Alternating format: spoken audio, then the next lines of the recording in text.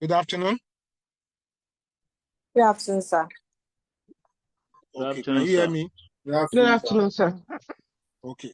Today, we are going to look at a topic called task planning, task audit, and task investigation. So if we finish this on time, we will now look at taxation of lease business in Nigeria. So thank you. Oh, Now, what do we understand by task planning? Task planning simply means the process of arranging taxpayer financial and business affairs. The process of arranging taxpayer financial and business affairs in a way to minimize or defer tax liability within the provision of the law. What do we mean by this? This means tax planning means those processes that we use to arrange the taxpayer financial transaction in a way to minimize tax liability within the provision of the law. Indirectly, what tax planning means, it means tax avoidance.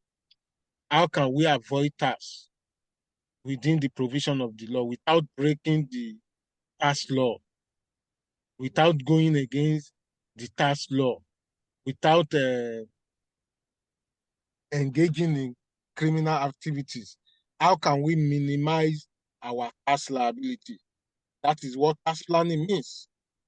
So those arrangements that we use to arrange our financial transaction, so with an intention of minimizing tax liability, that is tax planning. So tax planning also involves anticipating a set of circumstances and identification of opportunities to minimize or defer tax liability within the provision of the law. So this is what is tax planning. When we consider tax avoidance, tax incentive, tax relief, tax exemptions, when we want to, as a company, we want to take advantage of tax relief, tax exemption, tax incentive, and so on like that, indirectly, that is a tax planning. So we have what is called tax planning checklist. Tax planning checklist. If a company want to design, you as a tax consultant, you want to help your client to design a tax planning, what are the checklists? What are the content that will be in that tax planning? That means the tax planning checklist.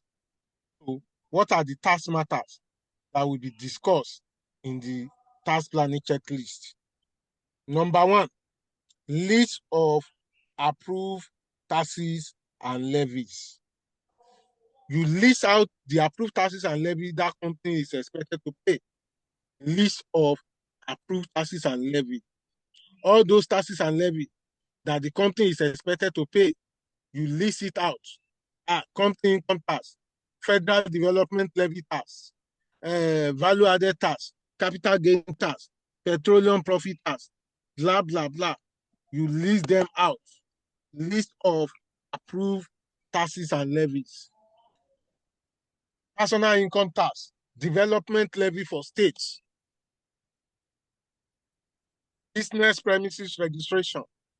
In your tax planning checklist, you have to first of all list those taxes that you pay to federal government. You list the taxes you pay to state government. You list the taxes and levies you also pay to local government.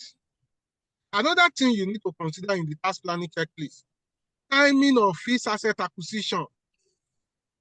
You need to put time, date that you are going to acquire your fixed asset so that you can take advantage of capital allowance, so that you can claim capital allowance.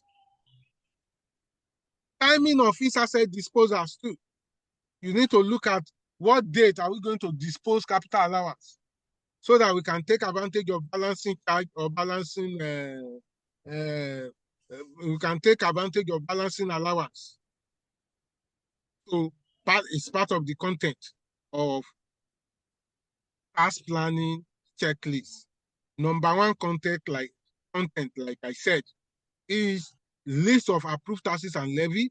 Number two content of task planning checklist is timing of fixed asset acquisition, while number three content is timing of fixed asset disposal. What time do we dispose fixed assets? Timing of capital allowance claim and amount to be claimed too is part of your task planning checklist. Payee properly deducted. Deduction of payee, you must put it that in your task planning checklist. What time do you deduct payee? What time do you remit it? According to the law, payee must be deducted from employee salary as you are paying the salary, and it must be remitted to the relevant tax authority within 10th of the following month of deduction. You need to, in your tax planning checklist too, withholding tax properly deducted, you need to indicate those transactions that will attract withholding tax and how they will be deducted, what rate, what time are we going to remit the withholding tax, what rate are we going to charge on the withholding tax. You need to list it out. In your tax planning checklist too, filing of tax return, you need to look at what are the tax return you need to be filing as a company. Value-added tax return must be filed every month, not later than 21st of the following month. Personal income tax return must be filed on a monthly basis, not later than 10th of the following month.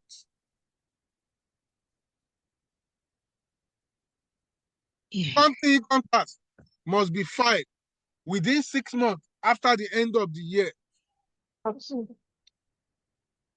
Hello? Are you with me? Yes. Okay.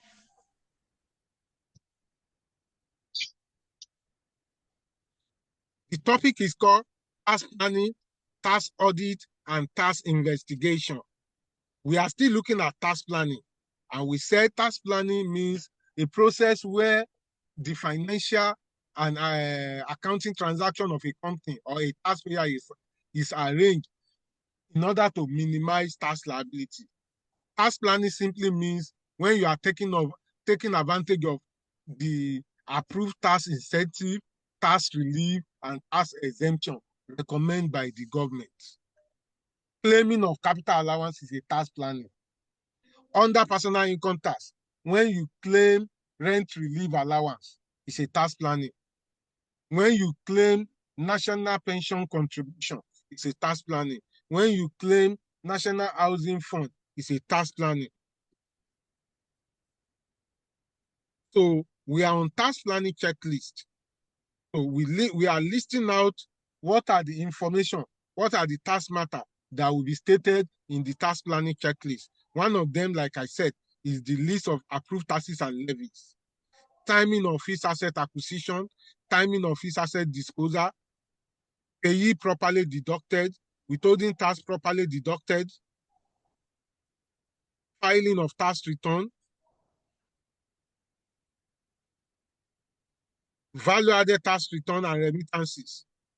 It's also part of your tax planning checklist. National Social Insurance Trust Fund, NSITF, is part of your tax planning. National Housing Fund, what is the due date for remitting National Housing Fund to the government in order to avoid penalties and interest? It's part of what you state in your tax planning. How can we take advantage of capital allowance, capital gain tax, rollover relief? How can we take advantage of rollover relief under capital gain tax?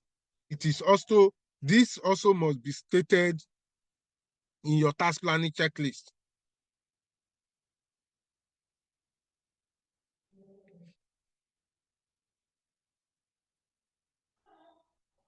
How can we take advantage of investment tax credit? This must be stated in your tax planning checklist. What tax exemption available to export processing zone? This must be stated in your tax planning checklist. What tax exemption available to solid mineral company? This must be stated in your tax planning checklist.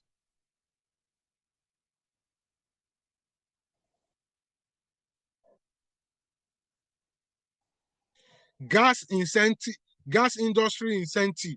What tax incentive does government can give tax incentive, gas industry? You can state it in your tax planning checklist if you are a company engaged in oil and gas industry.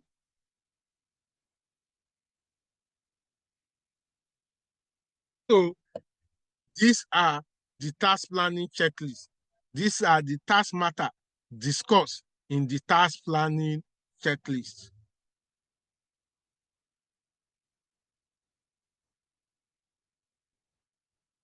Now, let's talk about tax audits.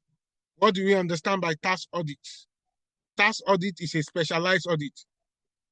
It is also a statutory audit carried out by the tax official or relevant tax authority. It is carried out and it is required by the law. Tax audit is backed by the law. Under the new tax law, when you look at NTAA, Nigeria Tax Administration Act, there's a section that talks about tax audit. When you look at Joint Revenue Board, there's a section that talks about tax audit. When you look at Nigeria Revenue Service Establishment Act, there's a section that talks about tax audits. So tax audit is required by the law. It's an audit carried out by the tax authority to review the book and record of the taxpayer in order to confirm whether the taxpayer comply with the provision of the tax law. It is carried out, a specialized audit or statutory audit carried out by who? By the tax authority, tax official, which involve the review of book and record of the taxpayer in order to determine whether the taxpayer comply with provision of the law.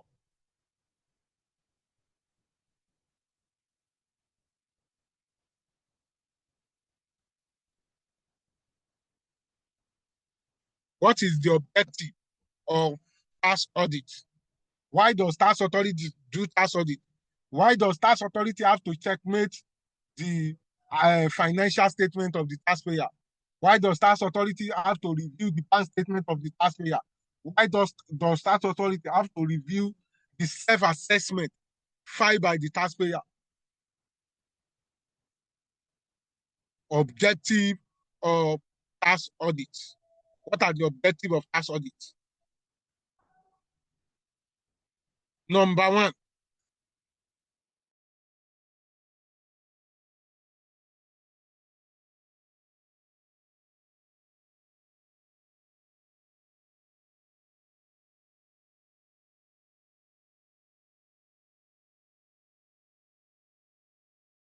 to determine whether the company record for the purpose of determinant and loss of the taxpayer. We are do you understand? They are an objective of tax audit. So number one is to determine whether adequate accounting book and record exists for the purpose of determining the taxable profit or loss of the taxpayer, and consequently determine the tax payable. Another objective of tax audit is to determine whether the tax computation submitted to the tax authority by the taxpayer agree with the underlying record, to determine whether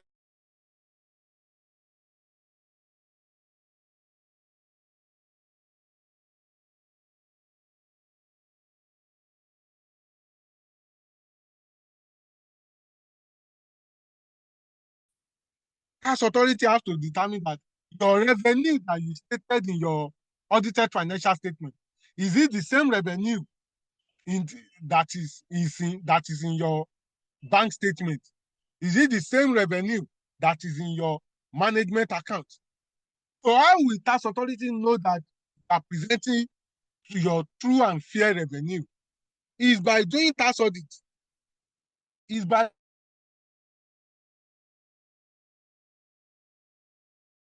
reviewing your record. So to determine the tax computation, so to determine whether the tax computation submitted by the tax authority, by the taxpayer, agree with the underlying record. Another objective of tax audit is to determine whether applicable tax legislation have been complied with. Another objective of tax audit, let me repeat again, is to determine whether applicable tax legislation have been complied with. They can take, for instance, now, if you are in practice, you are a tax consultant, you understand what I'm saying. Look at the number of letters Nigeria Revenue Service is sending to company now. After the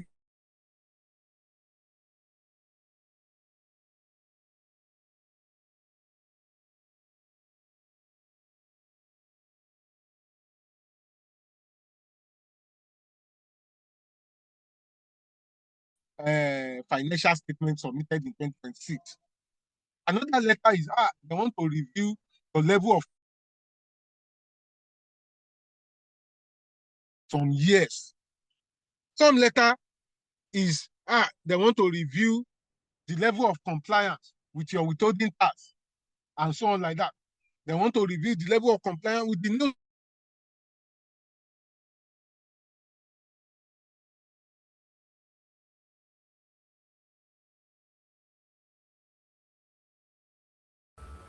Sir, your voice is breaking. We can barely hear tax you. law. So tax law. Hello? Hello? Hello? Yes, your voice was breaking earlier.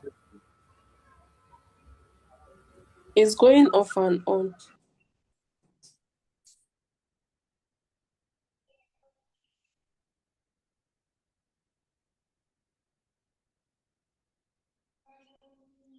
Hello, can you hear me now?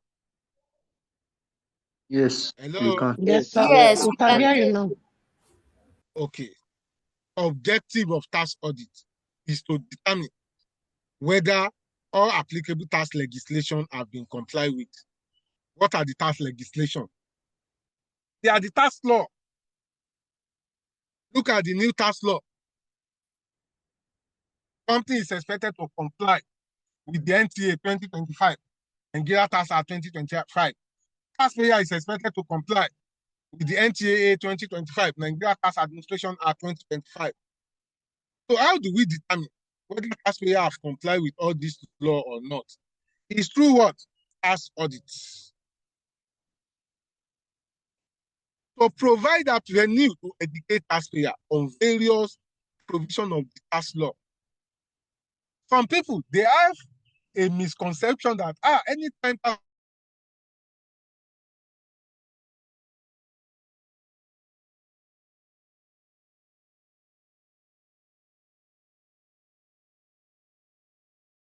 authority is doing tax audit, what tax authority is looking for, and to also add penalties and interest, generating more revenue to government. So it's part of the objective to generate additional tax to government, to raise assessment, to raise additional assessment, to raise penalties and interest. But tax audit can be used to educate taxpayer. When taxpayer is not complying with the tax law, when they are not complying with the tax law, tax audit, during the tax audit, tax authority can use that avenue to educate taxpayer what they need to be doing, how they need to be filing their tax return, how they need to be computing their tax liability, how they need to be planning their business process.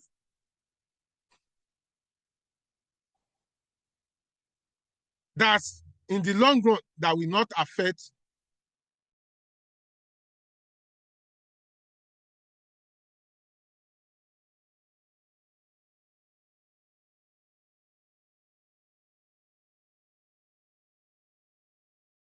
So we can't hear you.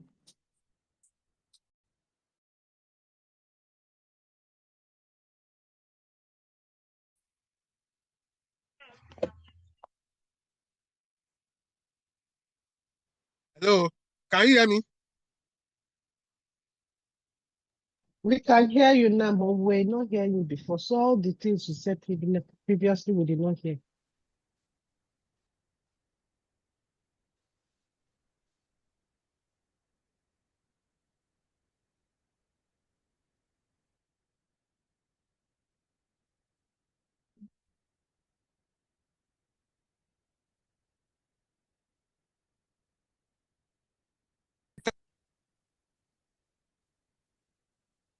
On various what?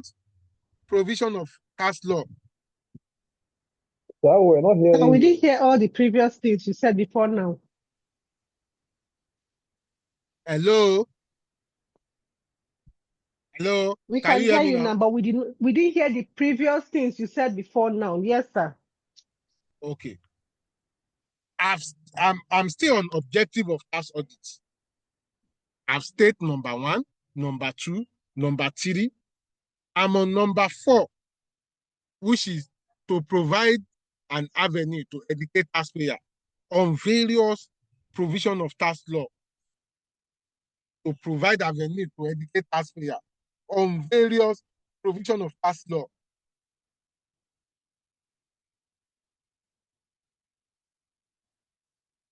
On various provision of tax law. Another objective of tax audit is to discourage tax evasion. They use tax audit to discourage tax evasion. During the tax audit, if any company was caught in a engaging tax evasion, that company will pay the tax that the company want to evade. They will also pay penalties on those tax. They will also pay interest. When taxpayers know that this tax authority, they are still coming to checkmate me, they are still coming to review my book and record. Let me display my true position. Don't let me evade tax. Because if they come, I will pay additional penalties and interest. So this discourages so many companies from practicing tax evasion. Tax audit, it discourages so many companies from practicing tax evasion because they know that if during the tax audit, the tax authority discover that they are engaging in tax evasion, they will sanction them.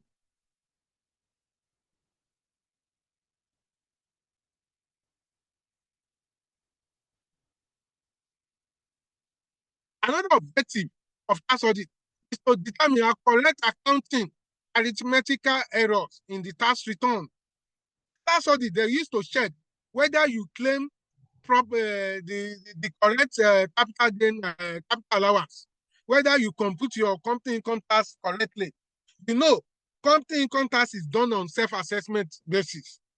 It is the company or the tax representative that will compute the company income tax, that will compute the capital allowance. They will now submit it to tax office. How will tax office know that what the company has done is correct? The rate of capital allowance, it is stated in the law. How will company know that you are claiming the correct rate? It is through tax audit while reviewing your record, checkmating your return. I hope you can hear me.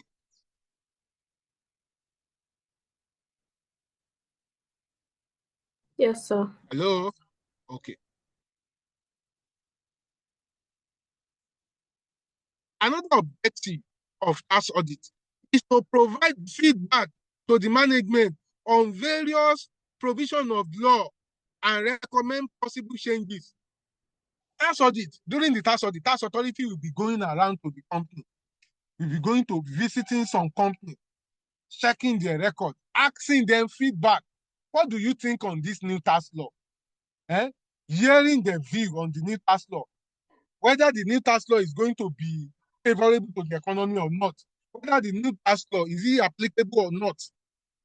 It is from the feedback that the tax authority will take back to their office and yes, discuss it, table it to the board, to their directors. At the end of the day, when they want to do another tax law, all the mistake, all the loopholes, all the limitation in the current tax law is going to be amended in the new tax law.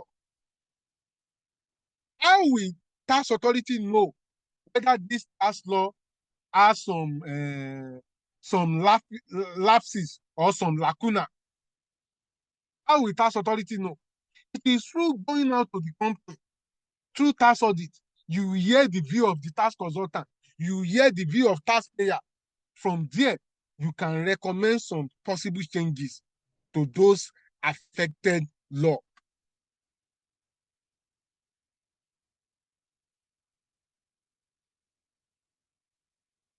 Tax audit is also used to identify cases of tax fraud and recommend them for investigation. When a company engages in tax evasion or tax fraud, when tax authority discover during the tax audit, even before they conclude the report, they will set up a team called tax investigation team to come and investigate that company. And when tax investigation are coming, they will come with the assistance of law enforcement agency like Nigeria Police, like EFCC, like ICPC. When a company engages in tax evasion and tax fraud, that can result into tax investigation. That company can be investigated with the assistance of law enforcement agency. So, one of the objectives of tax audit is to identify cases of tax fraud and recommend them for investigation. Another objective of tax audit is to encourage voluntary compliance, which is one of the strong reasons in support of the self-assessment scheme. To encourage voluntary compliance, which is one of the strong reasons in support of the self-assessment scheme. These are all the objectives of tax audit. So please, let's take note of this area. Objective of tax audit. Type of tax audit. There are two types of tax audits. We have desk audit, which is called desk review. And we also have field audit. What is different between desk audit and field audit? Desk audit sometimes is called desk review or desk examination. It is the review of company tax return filed by self-assessment, filed based on self-assessment by the taxpayer. It is the review of company income tax return. It is the review of tax return filed on a self-assessment basis. And it is carried out in the office of the tax authority. This is done by the tax authority in the office. Let's review examination of book and record of taxpayer, which is done in the office of who? The tax authority. The desk review is going to be based on the return filed by the taxpayer. When taxpayer file return, taxpayer file return based on self-assessment. That means taxpayer is the one that compute the company income tax by themselves. They are the one that compute their capital allowance by themselves.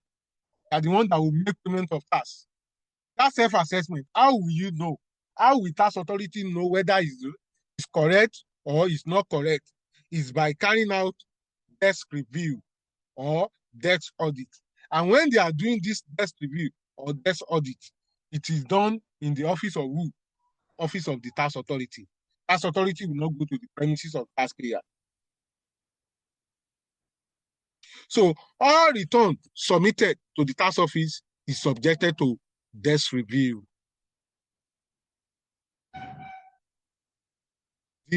The main focus of desk review is to ensure that there is completeness of the return submitted, that any information is not missing in your return submitted, and to ensure that you pay the right tax, to ensure that you have not understated your income, to ensure that you have not omitted some transactions.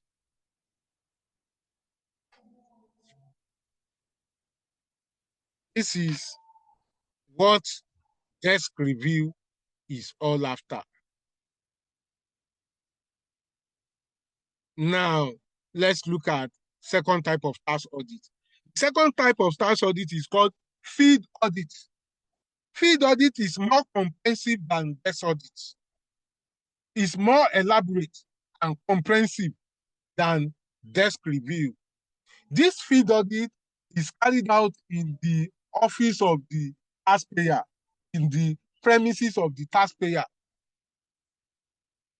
The review, the examination of book and record by the tax authority in the premises of the taxpayer is called field audit. Field audit will require more information, more documents from the taxpayer. Field audit will require more information and more documents from the taxpayers. I hope you understand my point. Hello? Yes, sir. Hello? Yes, hope I'm not too fast. No, sir. If I'm too fast, call my attention so that we can all enjoy ourselves.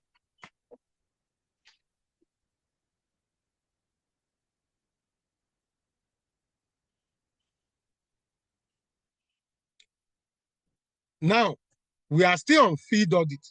What are the stages involved in field tax audits? Like I said, there are two types of tax audits. Desk audit, which is called desk review. Why second one is field audit.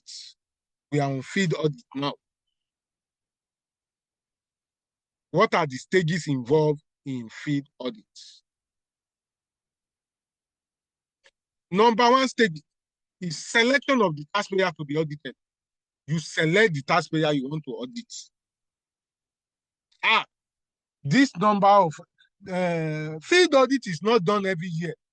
It can be done maybe 3 years, 4 years. Your 4 years account, they will do the tax audit, the field tax audit once on it. It can be done on 5 years account. They didn't do field audit every year, except for State Internal Revenue Service that do their own field audit on a year basis, on a yearly basis. In the case of Nigeria Revenue Service can do field audit on 5 years account together, 3 years account together. So, what are the stages involved in field tax audit? Selection of the taxpayer to be audited. You select, in this year, 2026, these are the list of companies we are going to go to their office, go to their premises to go and audit them, to go and conduct field audit on them. Selection of the taxpayer to be audited. That is the first stages in field audit. Preliminary review of the taxpayer file. The company you want to go and audit, you need to understand the company. You can't just go as a tax authority, tax official. You can't just go to the company, I want to start auditing you. You need to carry out the file in your office. Then you must have opened a file for them in your office. Review the file. Look at the report of the last field audit that was conducted. How does the field audit resolve? What is the additional assessment? Both the tax, penalties, and interest that the company paid from the last field audits. Read the history of the company. Who are the directors? What kind of business does the company engage? Know their nature of business. How many years does the company exist? How long the company has been in business? You know more about the company. Review their file. Understand their operation. Understand the accounting system. Look at their tax history. Before you say, I'm going for audit. So, preliminary review of taxpayer file is very important in the field audit. That is the second stage of field audit. After you have reviewed the file, you have understand their business, you have understand the company. The next stage, which is number 3, notification of taxpayer. You have to notify them. You can't say, tomorrow I'm going for tax audit in this company. Without notifying them, they will not allow you. Even the law provides that you must notify them. They must prepare for you that you are coming. They must arrange their book and record that you are going to review. They need to do photocopy of some documents. They need to notify their tax consultant that you are coming to review the record, so that they can make arrangement for you. So that when you get there, if you need any information, they can provide it for you. So that they can plan for you notification of the taxpayer. You have to notify them. You need to notify them by writing. You can send a letter to them physically or electronically. In the new tax law under the NTA, there is a particular section that talk about filing of sending letter, sending notification to taxpayer on electronically. You can send notification without physical delivery electronically. If you look at section 40 of NTAA, Nigeria Tax Administration Act, section 40, talk about delivery of letter to the taxpayer through via mail or your WhatsApp or any form of electronic communication. It is not necessary they take it to your business address. If they have the phone number of the director or the managing director, they can send it electronically.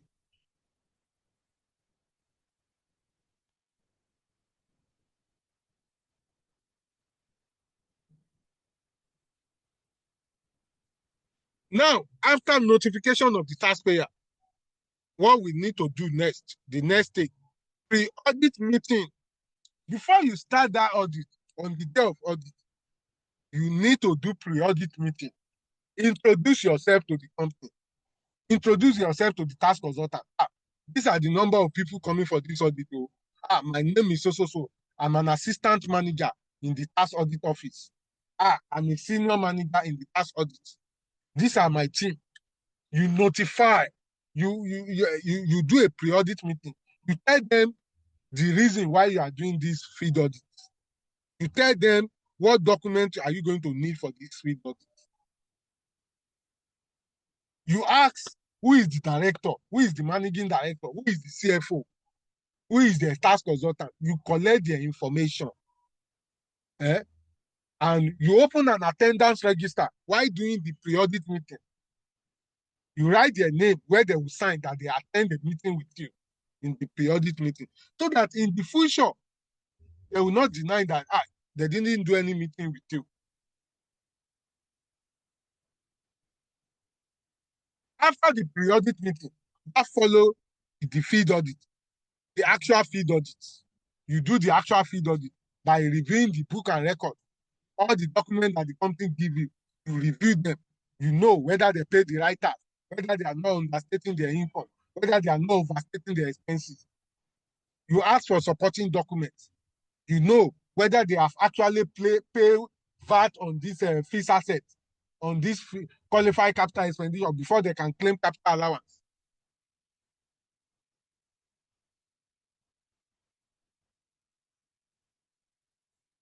You conduct the actual field audit.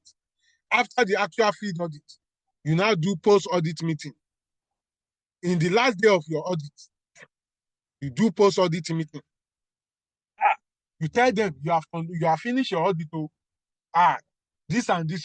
You can tell them the list of outstanding documents in the post-audit meeting. The last day of your audit, you tell them, this company, you have not provided this document. This is your bank account in Zenith Bank. You did not give us the bank statement. It's still outstanding. You did not give us the receipt, the invoice that you used to purchase this your motor vehicle. You list out the outstanding document. You sign on it. Company too will sign on it. And you tell them the timeline that they will send you the outstanding document, so that you can use it to conclude your audit. You tell them, this outstanding document must be given to you whether within 2 weeks or 1 week. Otherwise, you will conclude your audit without taking regard to that outstanding document.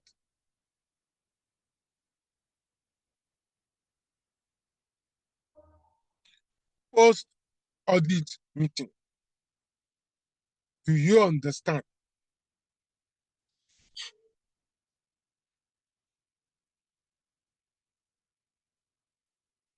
After the post-audit meeting, another stage, interim audit report.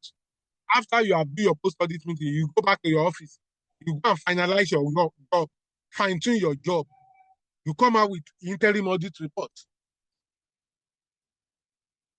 Before you send the audit report, tax audit report to the taxpayer, you need to send it to some of your superior for review. It can be reviewed by your regional audit so that they can point out some 1 or 2 mistakes. You can do peer review. After that, you can now send it to the taxpayer. This is your interim audit report. Oh. This is the additional tax you need to pay. Oh. This is the additional penalties. Oh. This is the additional interest. Oh. From the interim audit report, you now do reconciliation meeting. You do what? Reconciliation meeting. When you send the interim audit report to the taxpayer may not be satisfied with the interim audit report. This is why do you say we need to pay additional tax of 300 million? Where do you get that 300 million? We can't pay. The taxpayer will notify, we send it to the tax consultant. The consultant can get in touch with you. You now arrange for reconciliation meeting.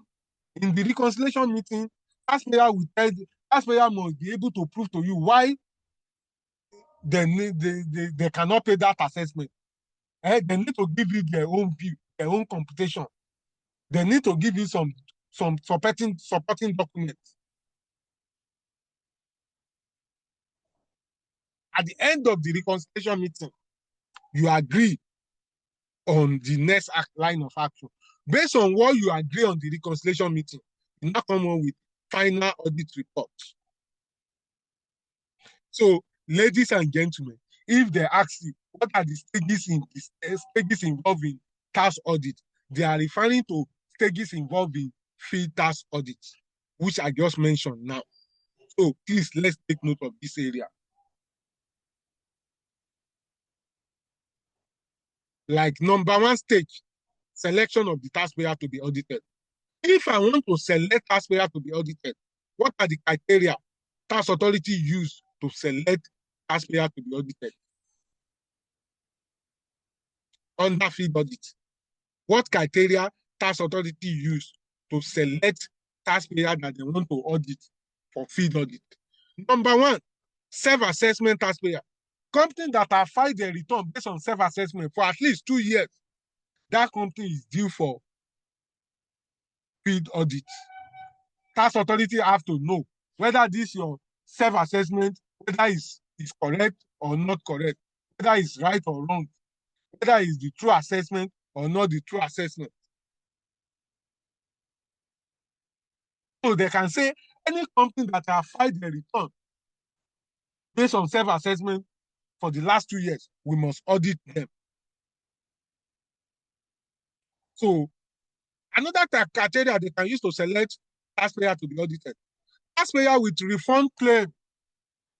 You claim that you have overpaid tax, that you have an excess withholding tax, or you have an excess VAT, and you now write letter to the tax authority. Tax authority, come and give me back my money. Look at the withholding tax they have deducted. Some of my clients have deducted for my invoice. Look at the withholding tax. It's going to almost 100 million. At the end of the day, when I complete my tax, the company income tax I paid for that particular year is maybe like 15 million or 20 million. And now I have a withholding tax of 80 million. I need a refund for this withholding tax. Tax authority, they will not say you can't claim refund for your withholding tax. When you apply for return under the new tax law, if you apply for refund, tax authority must review your account within 90 days from the date of application of that refund.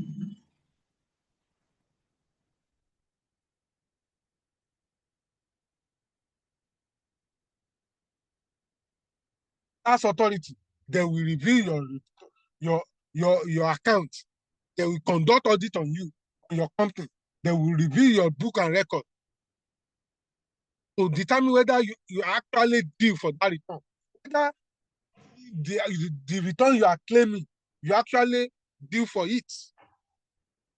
The refund, sorry, you claim. So taxpayer with refund claim. Even in the new tax law, there is a section that said within 30 days, if it is VAT, if a taxpayer apply for VAT return within 30 days, tax authority must review his record and conclude whether that taxpayer is due for VAT refund or not within 30 days. So one of the criteria that tax authority use to select something that they want to audit under field audit, taxpayer with refund claim. Another criteria is taxpayer with low adequacy ratio. What does that? Low adequacy ratio. Every year you're a company, you keep on reporting loss. I did not make profit. I make loss. I don't pay tax. Why are you still in business?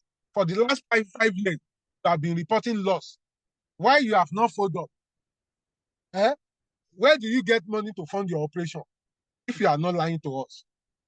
A company that normally do nil return, tax authority can call for audit of those companies too. Every month, they will not say they will be filing zero return while filing value added tax. You don't have any sales. You don't have any sales. Why are you still in business when you don't make any sales? Why are you still in business when you don't make any sales? So one of the criteria tax authority used to select a company to be audited is taxpayer with very low adequacy ratio. Another one, based on routine industry check. Based on what? Routine industry what? Check. What do we mean by routine industry check? We have to check some industry, oil and gas industry. We want to check all the companies in oil and gas industry.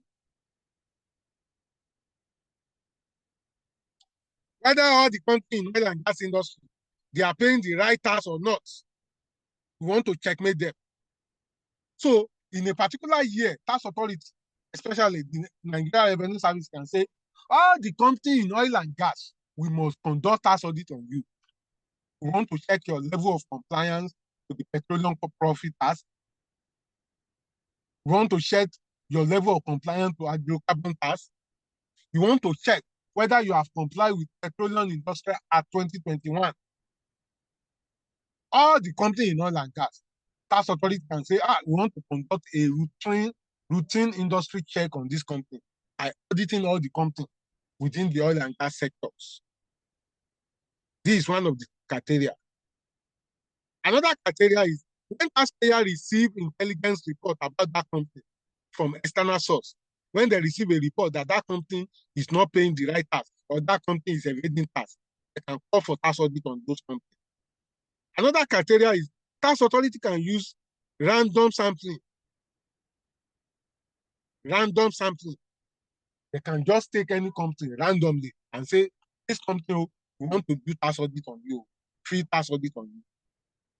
Another criteria that tax authority use to select taxpayer to be audited in the field audit is when tax authority review the desk, then conduct desk review, they now discover that from the desk review,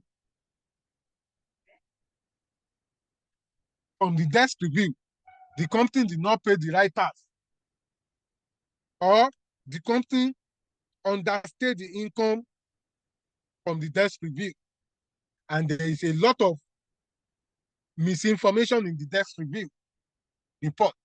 The desk review may refer the file to the tax audit team. Tax audit, that's the job for you. From our desk review we just done for 1 year account of this company, we discovered that this company underpaid the tax to the tune of 300 million. That means this company has been doing that for so many years. So go and audit the company. You can go and audit them for the last 5 years, for the last 6 years. So this is a criteria for selecting taxpayer to be audited. So this is a criteria. They can ask you what are the criteria for selecting taxpayer to be audited in the field audit. I've mentioned them. Now, another area we need to look at, tax audit checklist. Before you start a tax audit, when you want to do a field audit, most especially field audit, you have to tax authority, as a tax authority, you need to give a form to the taxpayer to fill, to know the update information about that company. That form you give to the taxpayer to fill in the first day of your tax audit is called tax audit checklist.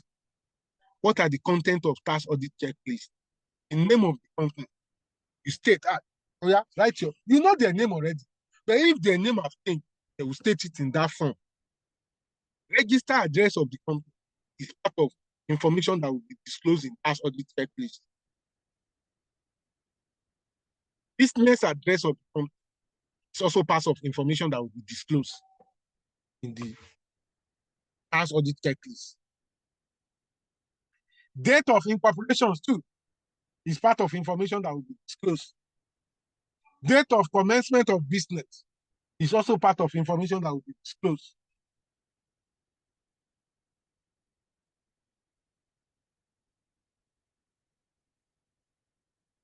Nature of business too is part of information that will be disclosed.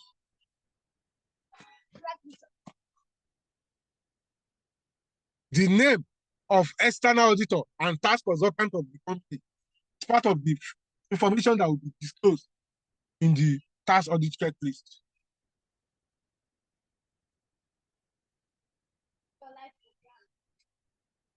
The share capital of the company, not authorize and issue share capital.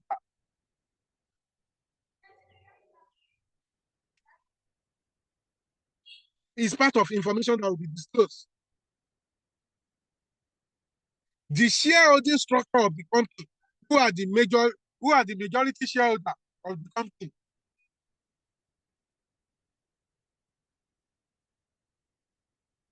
Is part of information that will be disclosed. The name of the directors is also part of information that will be disclosed. Associated company is also part of the information. The accounting year end of the company, you must also disclose it in the tax audit checklist. So these are the information that will be disclosed in the tax audit checklist. If you want to do a field audit conducted by Nigeria Revenue Service, the field audit conducted by Nigeria Revenue Service, what are the documents, taxpayer, what are the list of required documents that will be required from the taxpayer by the Nigeria Revenue Service when they want to do tax audits?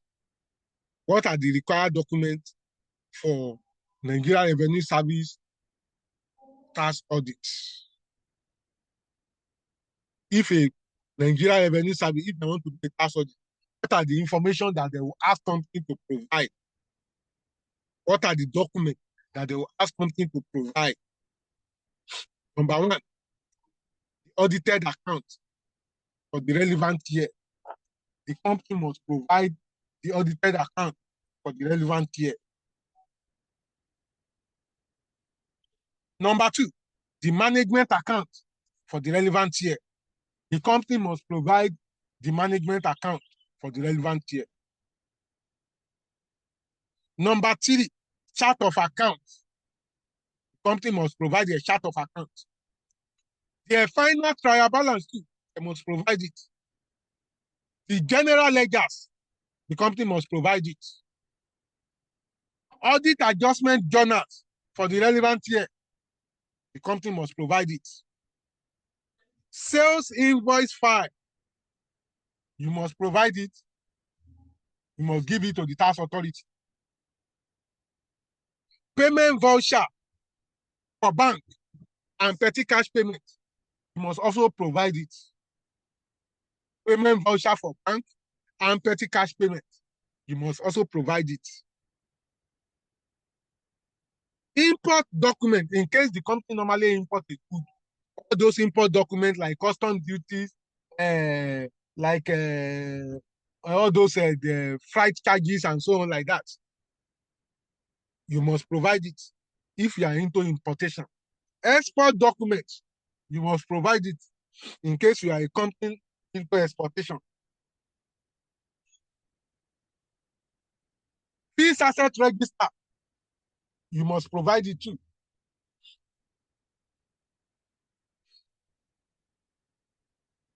Fixed asset register, you must provide it.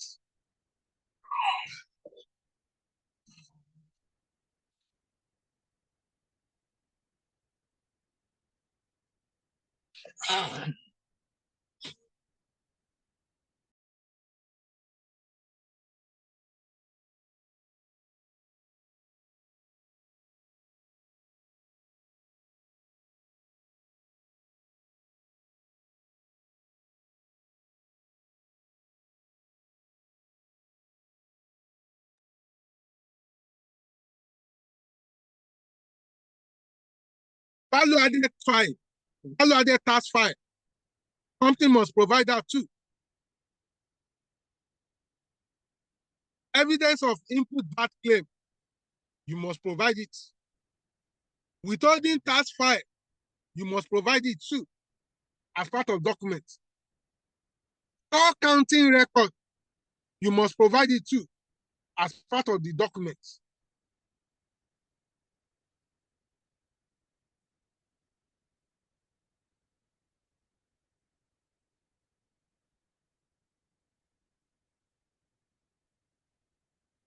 Schedule of contracts and contract agreement, you must provide it. Rent agreement between you and your landlord as a company, you must provide it to the tax authority. Tax authority can use that rent agreement to determine whether you normally deduct withholding tax from the rent.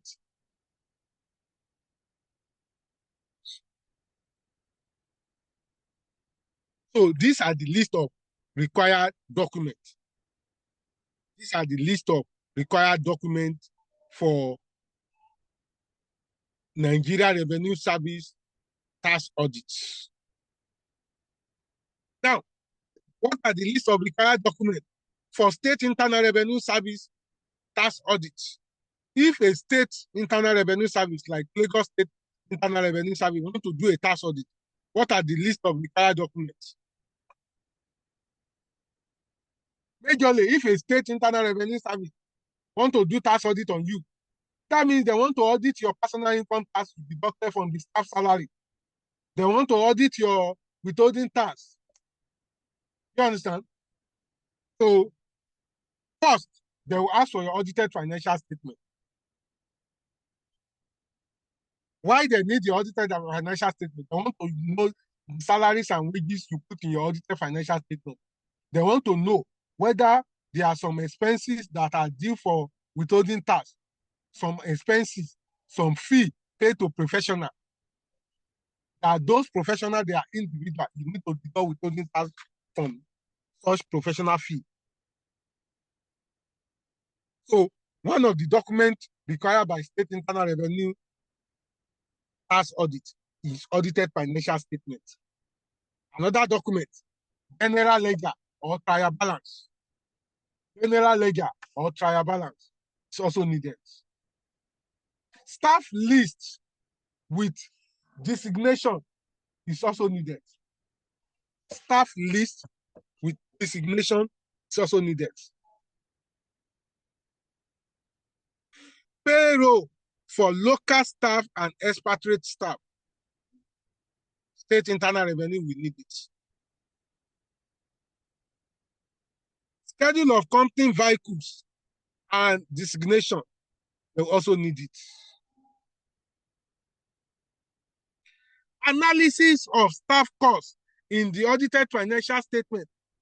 That audited financial statement, you say you have the staff cost or personnel cost of 300 million. What is the analysis? What is the breakdown? Show us the breakdown, how you arrive at that. They will also need it.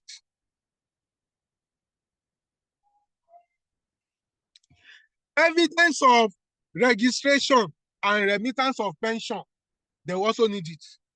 Evidence that you have registered all your staff with PFA, and evidence that you normally remit pension on a monthly basis, they will also need it. Evidence of registration and monthly remittance of National Housing Fund, they will also need it. National Housing Fund too is used as a part of tax exemption under personal income tax. When they deduct National Housing Fund from your salary, it's going to reduce your tax liability as an employee. Hello, are we making sense?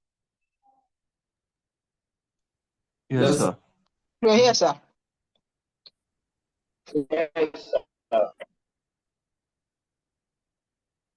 Schedule of local and expatriate payee tax paid, they will also need it. Schedule of local and expatriate payee tax paid, that too will be needed for state internal revenue tax audits. Employment contract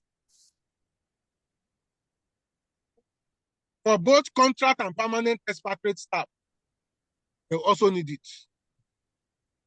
Letter of expatriate quotas for the company, they will also need it. Copy of expatriate deletion form, they will also need it in case you have an expatriate. In case you have an expatriate in your company. Payment advice to bank for local and expatriate staff, they will also need it. List of your contractor, yes, your supplier for the period under review, they will also need it. List of contractor / supplier for the period under review, they will also need it. The list, rent agreement, rent schedule will also be needed for state internal revenue service tax audits. Schedule of withholding tax paid, they also need it. Copy of tax clearance certificate for your director, mostly your executive director. Copy of their tax clearance certificate will also be needed. Receipt or evidence of payment of business premises registration. For business premises registration, a new company will pay 10,000, while an existing company will pay 5,000. So, state internal revenue service will need it. Receipt for your development levy paid under personal income tax. We pay development levy per employee or per taxpayer, and the development levy we pay for one head for one individual is 100 naira. If you have 20 staff, 100 naira times 20, that is 2,000 naira development levy. To me, that 100 naira has been in the system for more than 6 years, 7 years, like maybe like 10 years. So it is due for review. Maybe they can increase it to 1,000 or 2,000, or they increase it to 10,000 per employee.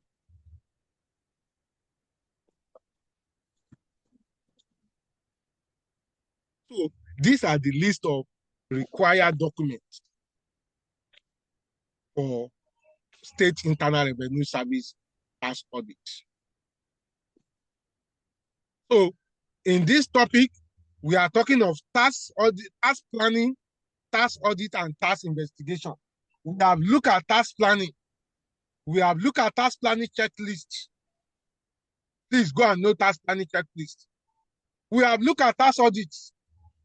We have looked at objective of tax audits. We have looked at type of tax audits. We have looked at stages involved in field tax audits. We have looked at criteria for selection of taxpayer in the field tax audit. We have looked at list of requirements that will be needed by Nigeria Revenue Service. We have looked at the list of required documents that will be needed by State Internal Revenue Service. So the next area we are going now is tax investigation.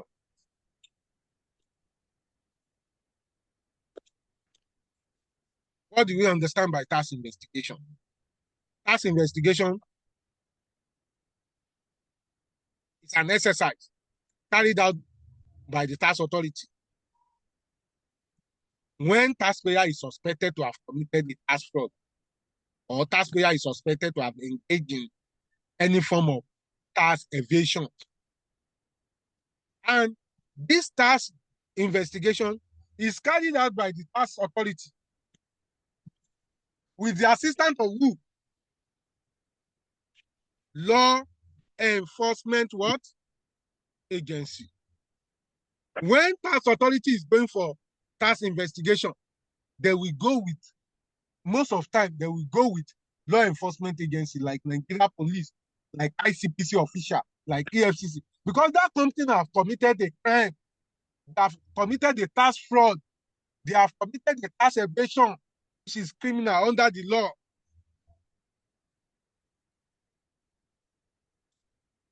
Failure to file tax return can result into tax investigation. Failure to register for tax as a company. You are a company, you are making a lot of revenue. For the last 5 years, you didn't pay a time as company income tax. Even in your invoice, you are deducting VAT and you don't remit VAT.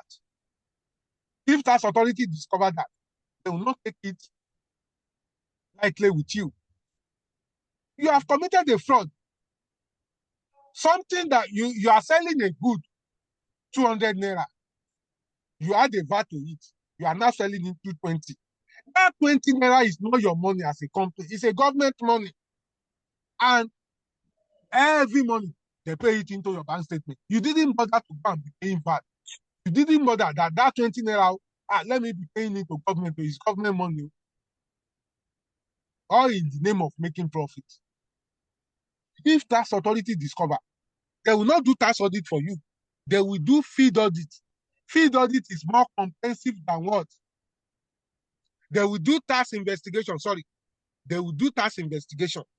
Tax investigation is more comprehensive than field tax audits.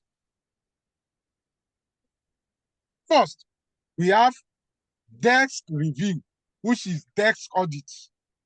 Second, we have field tax audit. The third one is tax investigation. If tax authority go to desk review, they did not get good results, or taxpayer is not cooperating, where will tax authority send their file to? They will send it to field audit team. When the field audit visited the premises, tax authority did not allow field audit to enter the premises to conduct their field audit. Where will tax authority, the field audit team, send the file to? They will send it to who? Tax investigation team. When tax investigation team visited your premises, either you allow them to enter or you don't allow them. They will enter because they come with a law enforcement agency. And the time, if they are coming for tax investigation, the notification they will give you will be very short compared to the one of field audit. And you'll have prepared yourself. Hello? Hello? Yes, sir. Okay, you are all with me. Thank you. Objective of tax investigation. Why will tax authority do tax investigation? Objective of tax investigation. Why will tax authority do tax investigation? When they tax investigation, they use it to determine tax evasion and other breaches of tax law. To determine whether that company has committed tax evasion and other breaches of tax law. They also use to determine and recover tax laws from the breach of tax law. To determine and recover tax laws from the breach of the tax law. Field audits, tax investigation is also used to identify and apply penalties, sanctions imposed by the law for breach of tax law. Tax investigation, they use it to trace and locate tax offender. They use it to trace and locate tax offender. Tax investigation, they use it to provide sufficient evidence for breach of tax law.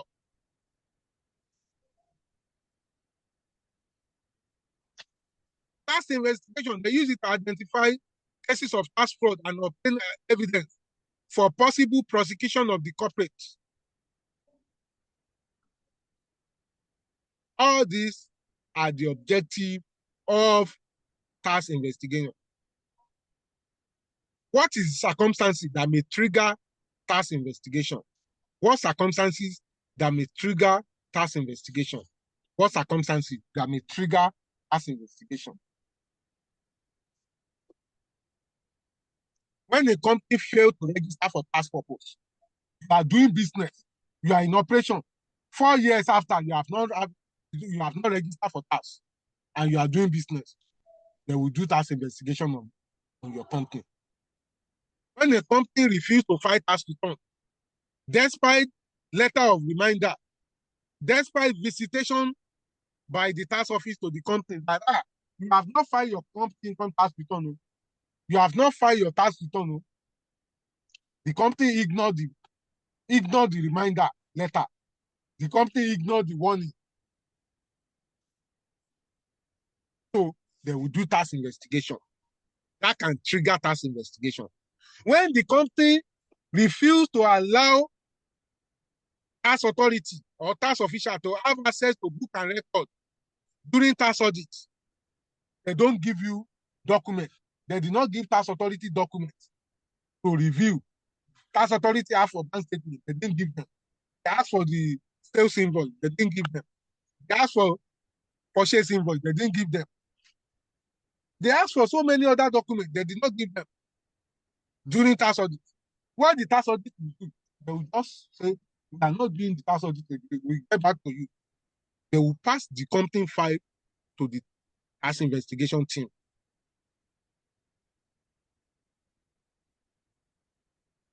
When the company engage in abusive tax scheme or aggressive tax avoidance scheme,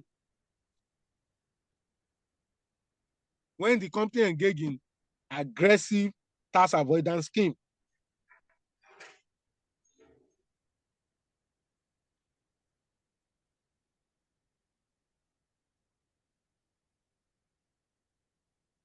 they will do tax audits.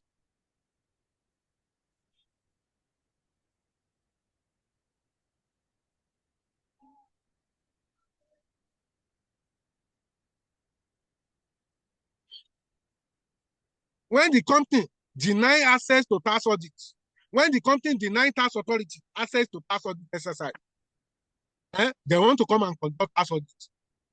You don't allow them into your premises to come and do tax audit. They will come and do tax investigation. You are looking for trouble as a company. When media or social media, they write negative reports against the company, that this company normally evade tax, so this company, they are criminal, that may trigger tax investigation. When the tax authority receive a whistleblower information about the company, they may do tax audit. They may do tax investigation. When they receive a whistleblower report on the company, they engage in tax evasion, they will do tax investigation.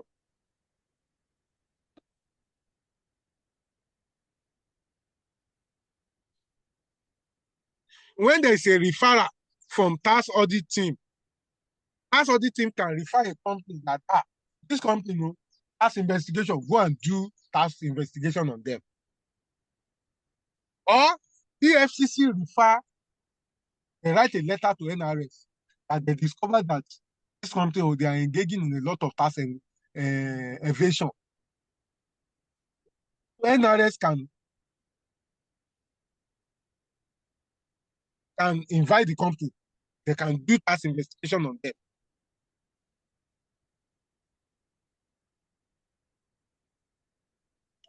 So all this will trigger tax investigation. All these trigger tax investigation.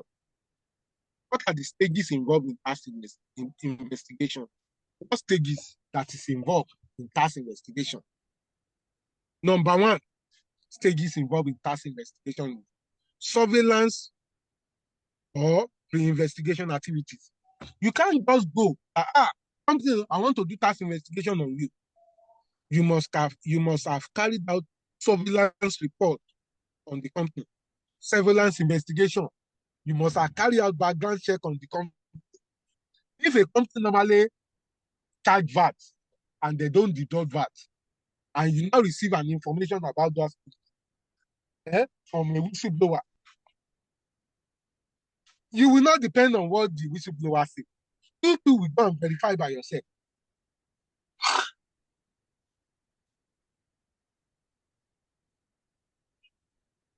You too will go and verify by yourself. You can send one of your staff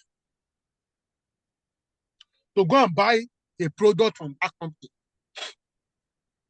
If you send one of your staff to go and buy a product and you discover that they deduct VAT and you know the amount of VAT, you should be expecting that this company is supposed to fight this VAT.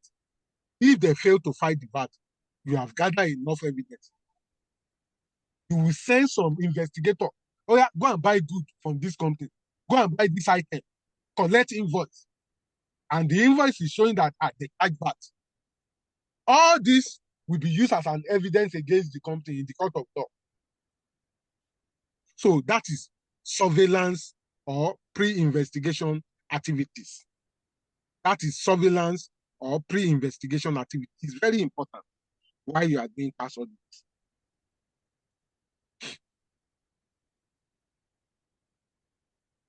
Another one, notification of taxpayers. You need to notify taxpayers. Stage 2, after you have carried out surveillance, you now need to notify them. You have discovered truly, this company is engaging in tax evasion. This company is engaging in tax fraud. You have discovered the true position. You need to notify them. I'm coming to do tax audit. You need to write a letter to them. And the letter must not be too long. It must be a short notice so that the company will not run.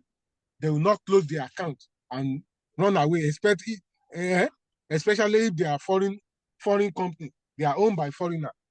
If they know that you are coming, and you have discovered the trick, they may just they may withdraw their money in the bank, sell their assets, do a lot of things and run away.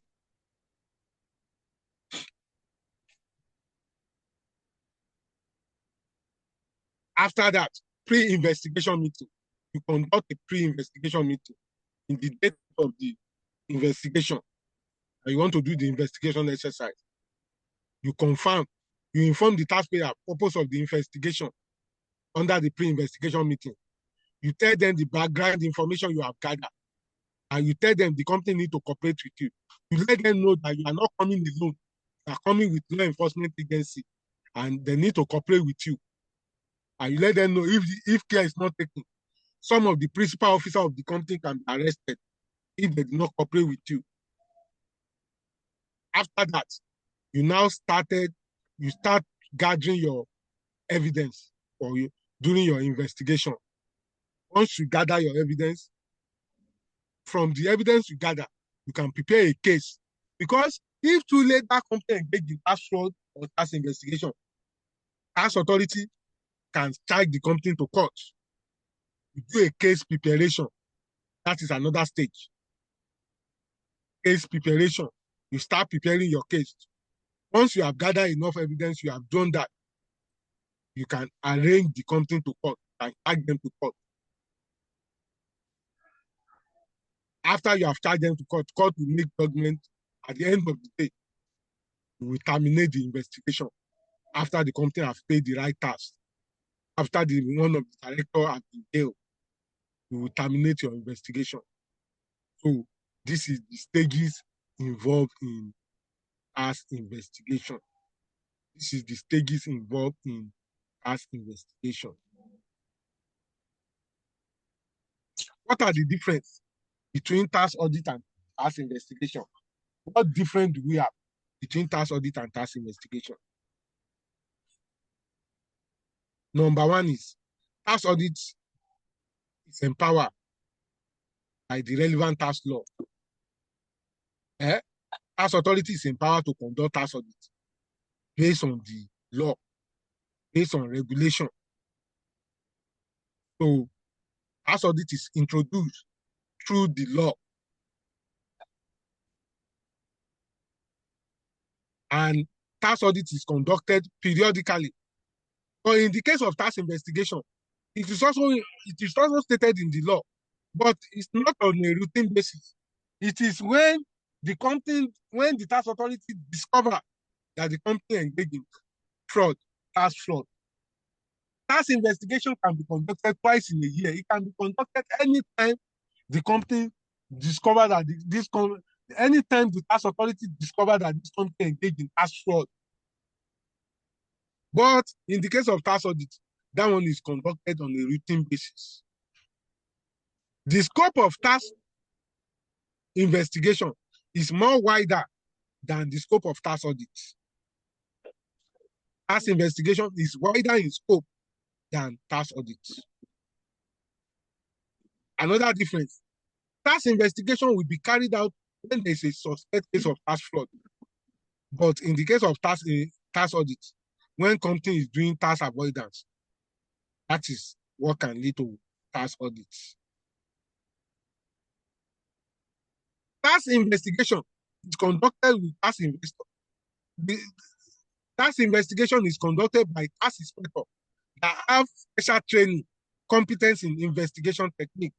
That means those who do tax investigation, they must have knowledge and experience in forensic investigation, forensic knowledge, forensic accounting. But in the case of tax audit, you don't need to have forensic experience. And while doing tax investigation, they also need to go with police investigators, assistance of police investigators. Number 5 difference. Tax investigation is to expose all circumstances of tax fraud and tax evasion and possible prosecution. But in the case of tax audits, tax audits is not to expose for tax evasion, and you understand. Tax audits can lead to additional penalties and interest, additional assessments. So these are the differences. Now, the next area is tax enforcement procedure. If tax authority want to enforce tax law, taxpayer is not complying with tax law, tax authority want to do enforcement. One of the functions of tax authority is tax enforcement. You can see we have a new syllabus now. One of the things we need to know is a particular topic that we still need to discuss. It's called tax administration in Nigeria. So we will discuss the topic online when we have a joint class like this. So in that topic, we need to know the function of tax administrator. Who are the tax administration? They are the tax authority, Nigeria Revenue Service, State Internal Revenue Service, Joint Tax Board, Joint Revenue Board, tax ombuds. We need to know their power and function. We need to know the composition of the board. All this we discuss under tax administration in Nigeria.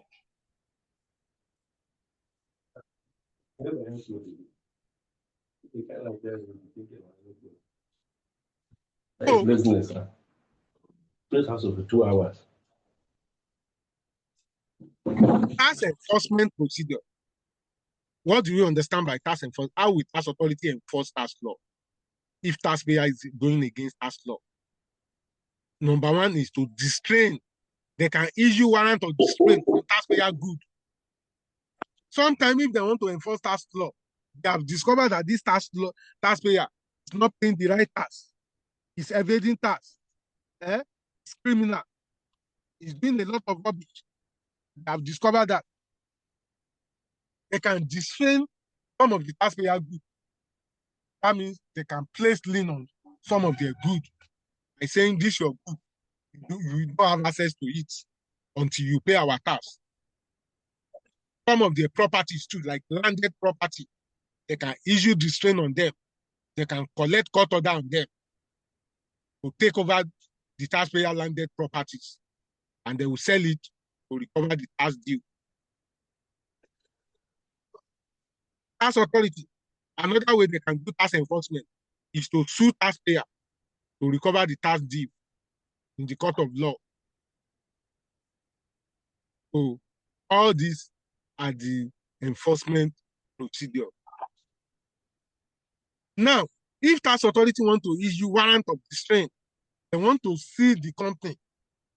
This company, we want to issue a warrant of distraint on it. That means we want to seal up the company, we want to close up the company until they resolve their tax issue.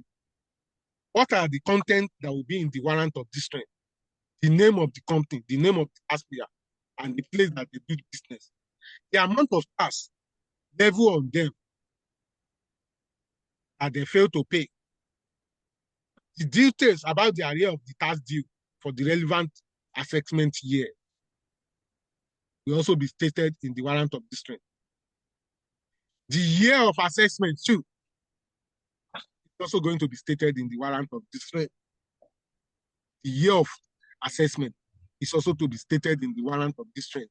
The amount of tax due is also to be stated in the warrant of distraint.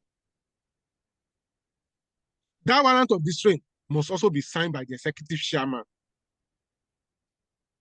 and the date of signing must be stated. All these are the content of warrant of distraint. So, ladies and gentlemen, this is all what we need to know on tax planning, tax audit, and tax investigation. So, do you have any question, any observation to raise? Any question, any observation?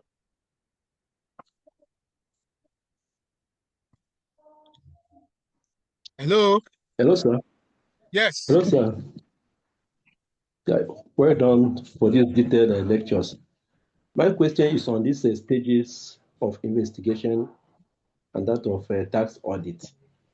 If a question is being asked for listing of those stages, must you go on listing them the way they are, or anyone that you remember, you can just fix it and you begin to go?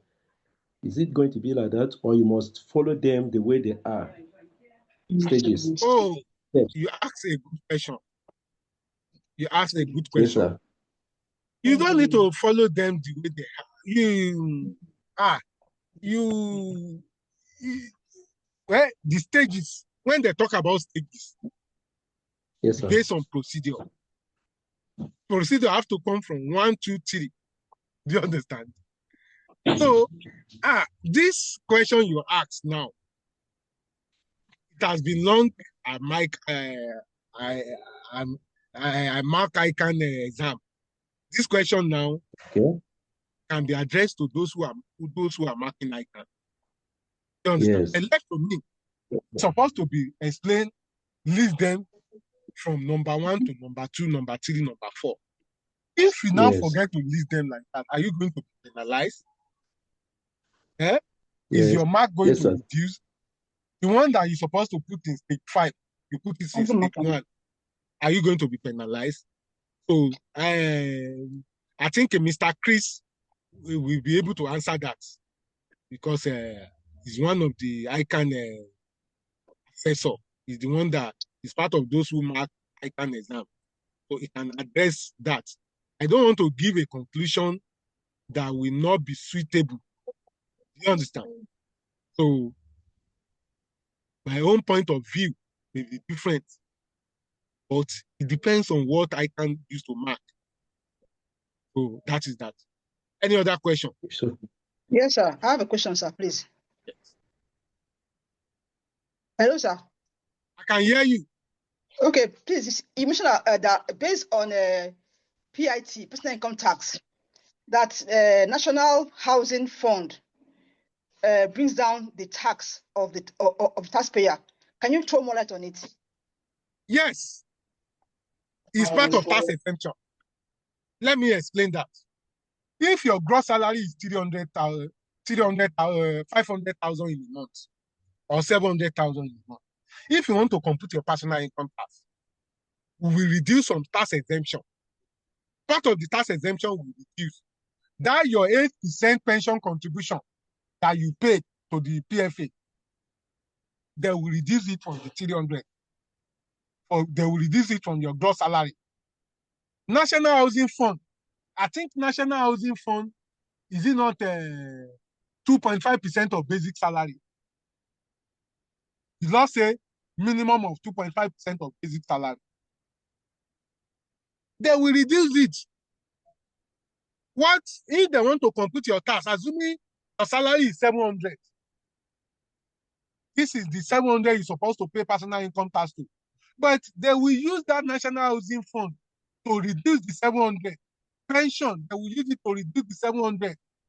There is another one, National Health Insurance Scheme. They will use it to reduce your 700. Group Life Assurance Policy. I'm fine. Why is everything? You are Oga, back. mute your audio. They will use it to reduce your 700. At the end of the day, when they use such amount to reduce your, so that 700 maybe now result into like 550 or 500. It is that 500 they will not compute your personal income tax on. Okay. If they don't use it to reduce, they will compute your personal income tax on the 700. You will pay more tax. Do you understand my point? Okay. Okay. Yes, sir. I do. Yes, sir. Thank you, sir. Any other question? Any other question? Any other question? Since there is no other question, we're supposed to look at another topic called taxation of lease business. But because of the little time we have, I don't want us to rush to that topic. So I don't know, when is our next class? Is it on 3 o'clock? Our next class, is it 4 o'clock or 4:30?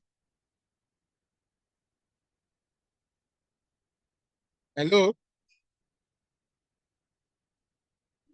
Hello, sir. Yes. When do you have the next class? 4:30. 4:30. Okay. Yes, sir. Okay. By that, let's quickly look at, within 20 minutes, let's look at, we will not look at taxation of lease. We look at taxpayer identification number and tax clearance certificate. Taxpayer identification number and tax clearance certificate. We look at that within the little time remaining. So that one will take us within 20 minutes. So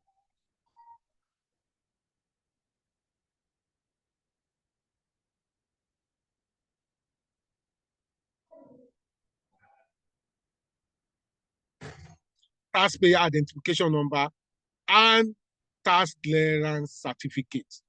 Let's look at that topic.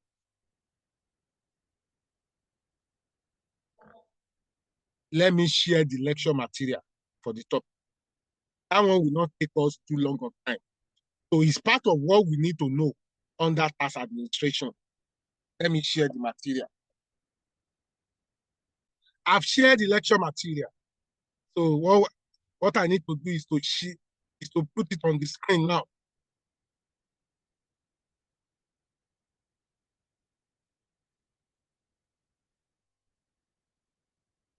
Hello, can you see it on the screen? Hello? Yes, sir, we can see it. Yes, sir. Okay, so tax identification number and tax clearance certificate. A modern tax system depends on accurate and reliable tax data, taxpayer data. Before any tax can be properly assessed or collected, the relevant tax authority must first identify who they must identify the taxpayer. So, taxpayer identification number under the new law, under NTA, is called, the abbreviation is called tax ID. If you look at the old law, it is not called tax ID. It is called TIN, tax identification number. The word TIN means tax identification number. That is what is stated in the old law. But in the new law, under the NTA, the word has now changed to taxpayer identification number, which is called tax ID. What do you understand by that tax ID? Let's try to define it. If you look at, before we define it, Section 4 of Nigeria Tax Act, Nigeria Tax Administration Act 2025, states that taxpayer, they are mandatory to register. Tax registration is a statutory process through which every taxpayer must enroll with the tax authority. Section 20, it is this Section 25. This Section 4, sorry, is the one that mandates every taxpayer to register. Section 4 of NTA says, you as a taxpayer, either you are a company or you are an individual, you must pass through a registration with the relevant tax authority. They must have an official register. Taxpayer, that Section 4 also says that tax authority must open an official register where they put the detail of a taxpayer. So it is Section 4 that introduced the issue of unique tax identification numbers. Unique tax identification number means tax identification number that is used uniquely by a taxpayer. I'm an individual. If I have a tax identification number, I'm using it to pay my payee in Lagos State. If I travel, if I relocate to Imo State Internal Revenue Service don't need to issue another tax identification number, taxpayer identification number to me again. It is the one I'm using in Lagos. I will still be using to pay my tax in Imo State. That is unique. Anywhere I go, I will be using that tax ID. It is unlike the old law. Under the old law, every state we open a taxpayer ID to taxpayer. Every state we open a taxpayer ID to individual taxpayer. If that taxpayer go to another state, you have another taxpayer ID. Even in some states, because of some registration, because of from change of employment, I've seen a particular taxpayer in Lagos State. He has 3 different taxpayer ID because he has worked like 3 different companies. They now open different taxpayer ID for him. When we want to file a return for such person, we encounter a lot of difficulty. System fail to process the return because of multiplication of the taxpayer ID. But under the new tax law now, you cannot have multiple taxpayer ID because the unique taxpayer ID is linked to your NIN, National Identification Number. So you can't have multiple taxpayer ID.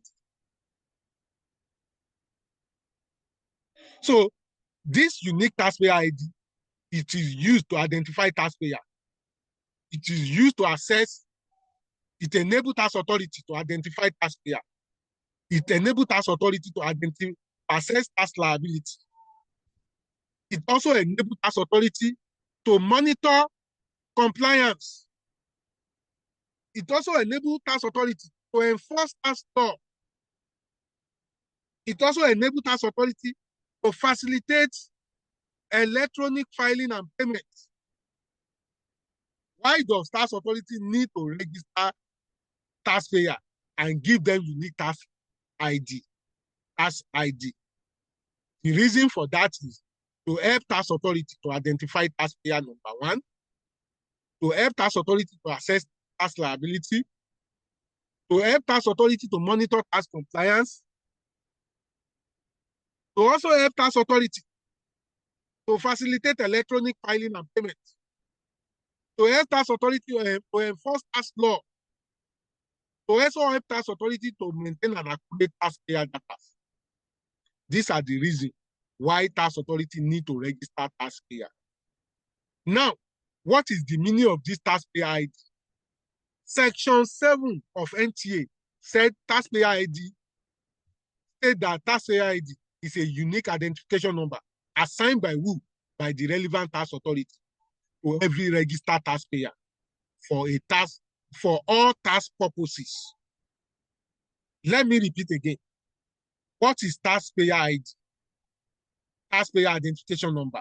As stated in the section 7 of NTA, Nigeria Tax Administration Act, taxpayer identification number can be defined as a unique identification number assigned by the relevant tax authority to every registered taxpayer for all tax purposes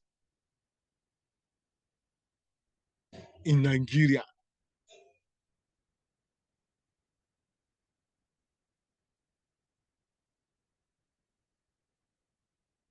Objective of taxpayer identification number. Objective of taxpayer identification number. Objective of taxpayer ID. What is the objective? To provide a unique identity for every taxpayer is one of the objectives. Objective of taxpayer ID. To provide a unique identity for taxpayer is one of the objectives of taxpayer ID. To eliminate duplicate of taxpayer record. I've explained this. With this unique taxpayer ID, you will not have duplicate taxpayer record again. Presently now, every state, they are doing an harmonization process. They are trying to harmonize the taxpayer record with the taxpayer ID issued out by the JRB. The unique taxpayer ID, it is the Joint Revenue Board that normally issue it out.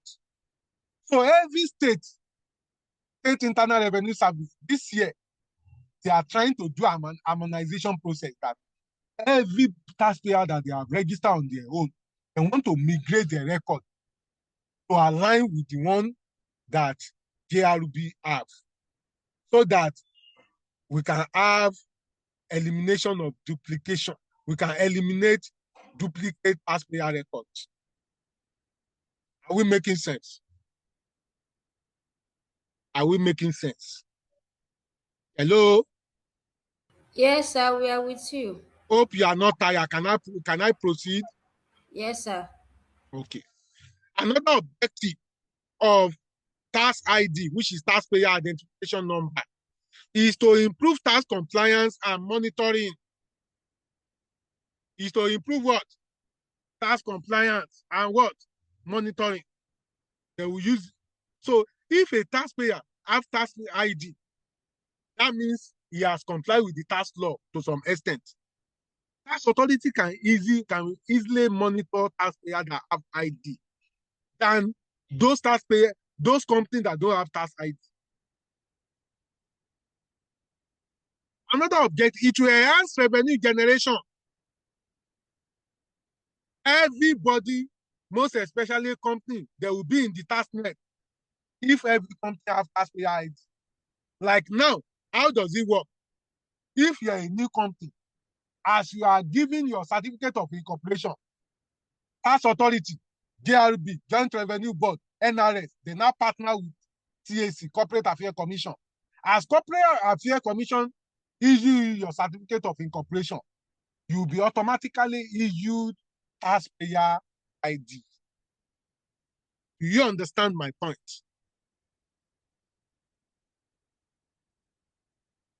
So, objective of taxpayer ID, to enhance revenue generation. Another one, to support digital tax administration, is part of the objective, to support digital tax administration. Another objective of taxpayer ID is to promote transparency and accountability. To promote what? Transparency and what? Accountability. Is part of objective of taxpayer ID. Why? One of the objectives of taxpayer ID is to simplify tax administration across the federation. to ensure that we have a simplified tax system. You know, the new tax law, the tax reform at 2025 that we have, those 4 new tax laws, their objective, they have some objective: harmonization of tax system, simplification of tax, simplification of tax system is part of the objective of the new tax law. So having a unique tax ID will simplify our tax system in Nigeria. And part of the objective is every country, if every country has taxpayer ID, it will reduce tax evasion and tax fraud in the countries. Now, registration of taxable persons. Who are the persons that need to register and be issued taxpayer ID? As stated in the section 4 of NTA. Who are the registered taxable persons? Who are the persons that must register for tax under the section 4 of NTA? Individual must register for tax. Who are the individual? Me and you, we are individual. Employee, we are individual. Sole proprietorship, professionals. Either resident individual or you are a non-resident individual, you must register for tax. As far as you have any economic interest in Nigeria, you have economic benefit in Nigeria, you have economic presence in Nigeria. So registration of taxpayer is compulsory for individual, and under this individual, I can say employee, sole proprietorship. I can say resident individual. Resident individual means those who are residing in Nigeria. I can say non-resident individual. Those who are not residing in Nigeria, they are not staying in Nigeria, they are relocated to abroad. They still need to register for tax. They still need to have taxpayer ID. Why? Maybe you have a brother that have relocated to Canada. He's no more in Nigeria. He's working in Canada. We are not saying he should be paying his tax, his income that is generating in Canada. He should come and pay tax in it in Nigeria. No. If we give him taxpayer ID, if he have economic presence in Nigeria, what is economic presence? He has a property in Nigeria, or he has a business in Nigeria that is giving me income, giving that person income. Despite that person is not physically present in Nigeria, he must pay tax in Nigeria. It's stated in the new tax law. If you are a non-resident of Nigeria, you are not residing in Nigeria, but you have an economic presence in Nigeria, that means maybe you have a property, a rented property that is giving you income in Nigeria. You must pay tax on that rented property, on that rental income. Are we making sense? Hello? Hello? Yes, sir. Yes, yes, sir. Okay. So under the section 4 of NTAA, individual, company, partnership, trustees, government institutions too must have taxpayer ID. Every government ministry, agency, department, they must have taxpayer ID. The question is, does government pay tax? Government don't pay tax, but government sometimes they deduct withholding tax. They deduct withholding tax on invoice sent to them. They deduct VAT on the invoice sent to them. So if they want to remit it, the only way they can remit it is by having taxpayer ID. So government ministry too, they must have taxpayer ID in case they want to remit withholding tax that they deduct on invoice sent to them from service render, or they want to remit VAT that they deduct from the goods and services that they sell, that was sold to them. So they must have taxpayer ID. In the new tax law, if we read the Nigeria Tax Act very well, Nigeria Tax Administration Act very well, there's a particular section that talks about government institution. I said it is not mandatory for every government institution now to be deducting withholding tax, to be remitting VAT, to have taxpayer. If they fail to do so, there will be sanction.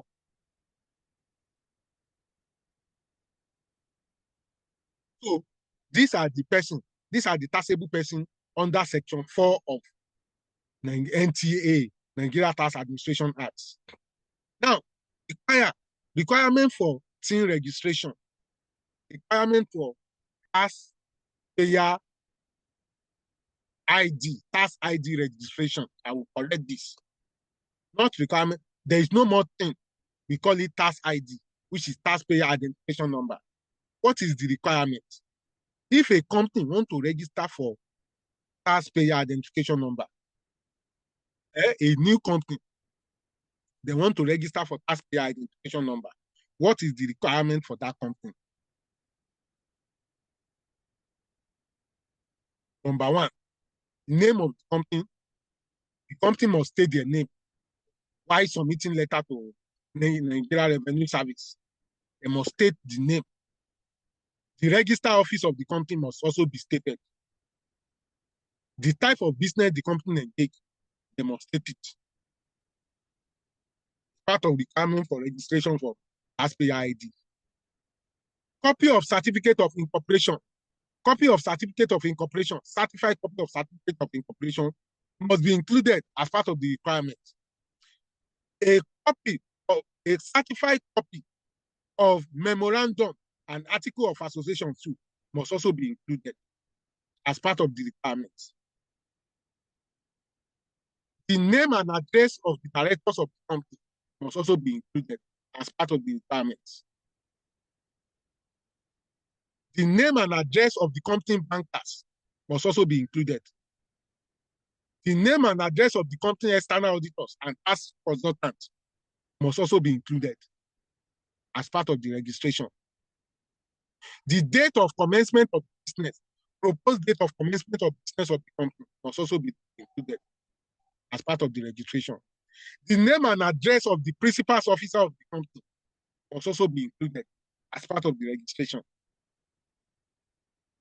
The particulars of shareholders of the company must also be included. The majority shareholder, the major shareholder of the company, the particulars must also be included as part of the registration. The accounting year end of the company must also be stated in the letter of the registration. So these are the requirements for registration of a company. If a company wants to register with the Nigeria Revenue Service or with the JRB for issuance of taxpayer identification number, these are the requirements. Now, government bodies, ministry, department, and agencies must register and have a taxpayer ID. Like I said, Section 5 of NTAA states that every ministry, department, and agency of government, either state, local, they are required to register and obtain what? Tax ID. Why they need tax ID? Why government ministry, government institution need tax ID? To establish a unified taxpayer base. To establish a unified taxpayer database. To improve tax administration. To facilitate withholding tax and payee compliance. Every government ministry, they must deduct payee from their staff salary. And they need to remit the payee to who? To the State Internal Revenue Service. So they need to register for tax. They need to have taxpayer ID. To promote transparency and accountability too.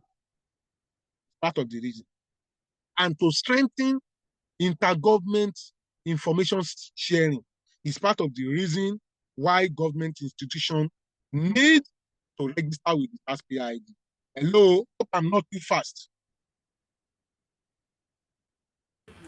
No, sir.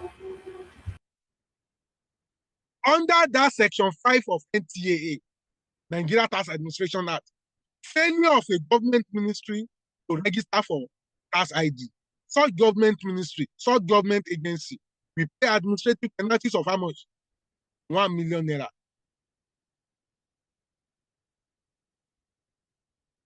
Failure of a government ministry to register for taxpayer ID, such government ministry, government agency, we pay administrative penalties of 1 million naira. It is stated in the Section 5 of NTA. Registration of non-resident person, non-resident individual. or non-resident company. Section 6 of NTA states that a non-resident company or non-resident individual making profit in Nigeria, having economic interest in Nigeria, having economic presence in Nigeria, having investment in Nigeria, they must register in Nigeria. They must have a taxpayer ID. Maybe you are a non-resident company. You are providing you are a consulting firm. You come and provide a consulting service in Nigeria. You must register for tax in Nigeria and pay tax from that consulting income. You are a digital services provider. You must register. Online streaming company. You must register. Software, Microsoft, Google, and so on like that. They must register. Social media company, Facebook, LinkedIn, they must also register under this section 6 of CETA. Section 6 of NTAA, sorry. So these are the people that must register for taxpayer ID.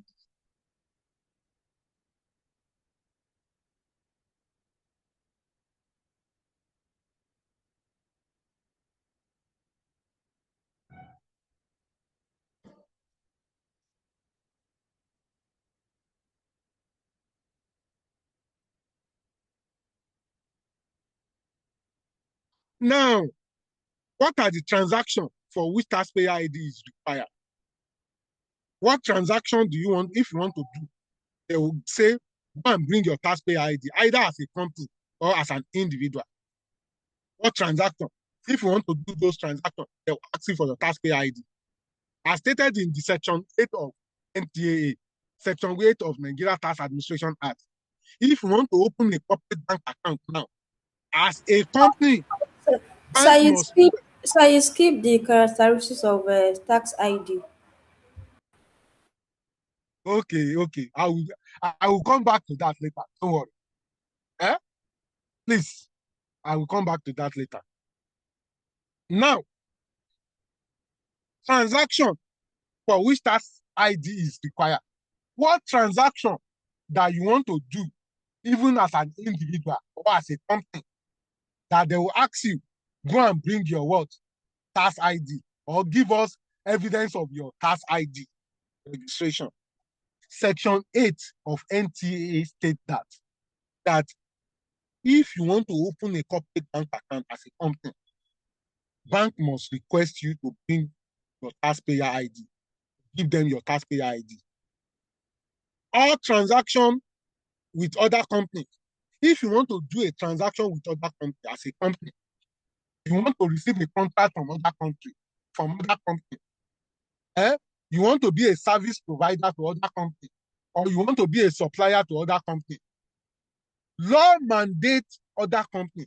There's a particular section under NTA, Nigeria Tax Act, that say if you're a company, if you award a contract to unregistered contractor, or you award a contract to unregistered supplier, to unregistered vendor that don't have taxpayer ID, you award the contract to them, you will pay a penalty of 5 million naira as a company.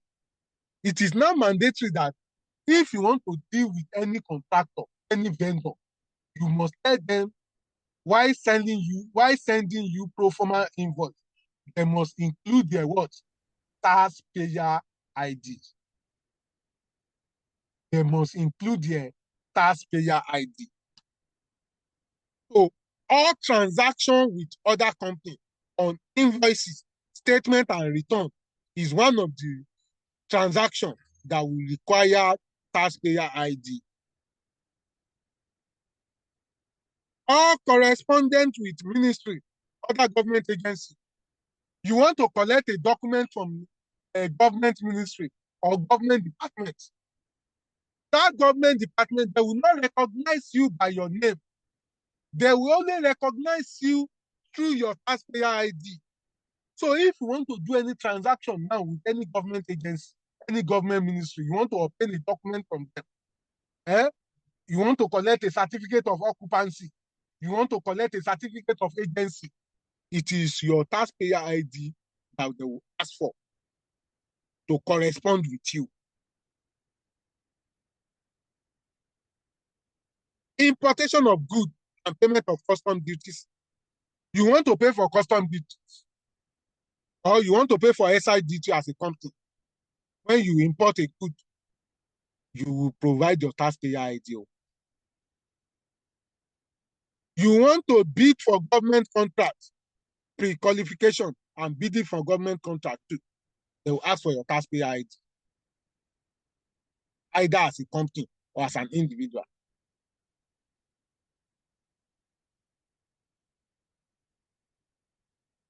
Application for tax clearance.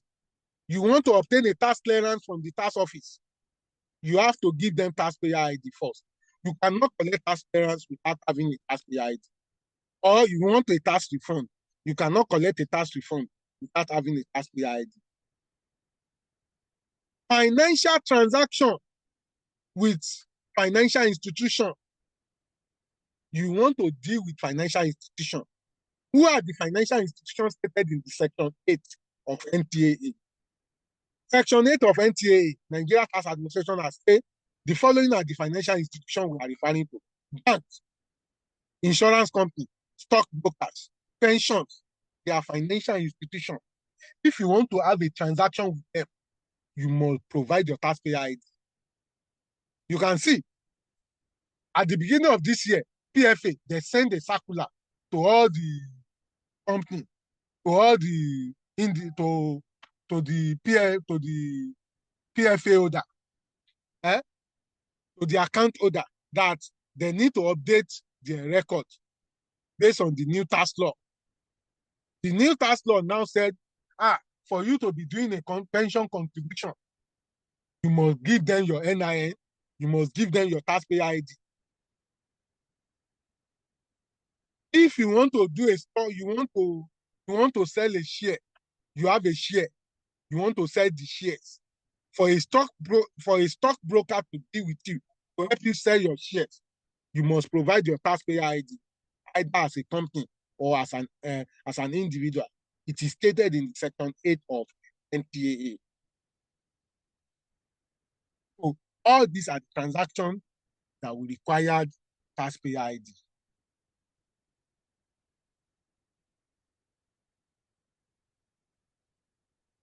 Section 9 of NTA is talking about notification in the change of taxpayer particulars. If there is a change in particulars of your companies, maybe there is change in the name of your company, or there is change in the name of your nature of your business, or you have the changes in composition of your directors, or you have the changes in your register address, you must notify tax authority within 30 days from the date of the changes that you have a change in your taxpayer particulars. So Section 9 of CITA, Section 9 of NTAA talk about notification of changes in taxpayer particulars, saying that if any of taxpayer have changes in their particular, like changes in their trading name, changes in their email address, changes in their registered address, changes in their location of business, changes in the composition of board of directors, changes in, so they must notify tax authority within 30 days from the date of the changes.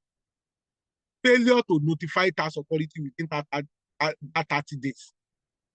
Section 112 of NTA said if they fail to notify for changes, such company will pay an administrative penalties of 100,000 for the first month in which the failure occurred, and they will now pay 5,000 for each subsequent month in which the failure continues. When you fail to notify in the change in your particulars of business, this is what is stated in the new law. If you have a change in your email address, or you have a change in that is your company email address, or you have a change in your register address, you have moved your company, you have relocated your company from one place to another, you must notify tax authority within 30 days from that date of relocation. Your or you have a changes in the composition of, have a new board, or you have a new director, you just appoint a new director, you must notify. That is what Section 9 of NTA is saying.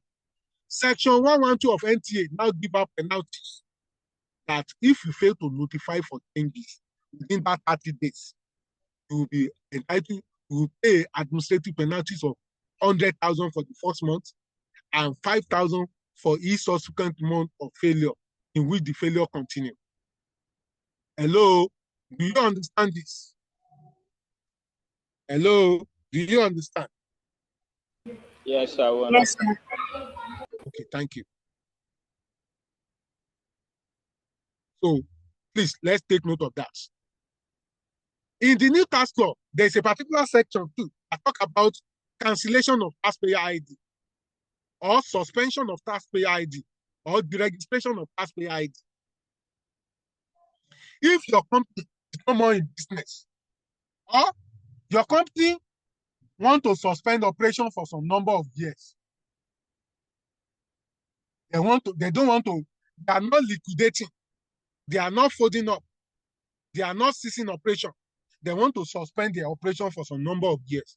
Section 10 of NTA said, when you want to suspend your operation for some number of years, you must notify tax authority. And you must give them the number of days for such suspension. And secondly, if you're a company, you want to seize your company, you want to liquidate your company, you don't want to do business again, you want to cease operation, you must notify tax authority too. This was in line with Section 10 of NTA. You must notify that FRSO, LRSO, I'm no more in business, so I want to liquidate my company, no. I want to dissolve my company, no. You must notify them. So this is what we need to know on taxpayer ID. You understand? Failure to notify them, you are still going to pay offenses and penalty that is stated in the Section 112 of NTAA, which is 10,000 administrative, 100,000 administrative penalty of the first month of failure, and 5,000 for each subsequent month in which the failure continues. Failure to notify them for suspension or deregistration or cancellation of taxpayer ID. So this is what we need to know on taxpayer ID for the sake of time. The topic is called taxpayer identification number, TIS, taxpayer ID, which is tax ID, and tax clearance certificate. Now, what is tax clearance certificate? What do you understand by tax clearance certificate? TCC. A tax clearance certificate is the strongest statutory evidence that taxpayer has complied with the tax law or taxpayer has complied with tax obligation. So, tax clearance certificate is an official document issued by the relevant tax authority. Tax clearance certificate is an official document issued by who? By the relevant tax authority, certifying that the taxpayer has fulfilled his or her tax obligation, and that taxpayer has no outstanding tax within the period as prescribed by the law. Let me repeat myself again. Tax clearance certificate is an official document issued by the relevant tax authority, and it is issued to who? To taxpayer, certifying that the taxpayer has fulfilled his or her tax obligation and he has no outstanding tax to be paid for the statutory period as prescribed by the law. Nigeria Revenue Service issue tax clearance certificate to company. Likewise, too, State Internal Revenue Service issue tax clearance certificate to individual. Tax clearance certificate confirm that the taxpayer have filed all the required tax return. It also confirmed that the taxpayer has paid the tax due. It also confirmed that the taxpayer have paid any applicable penalties and interest.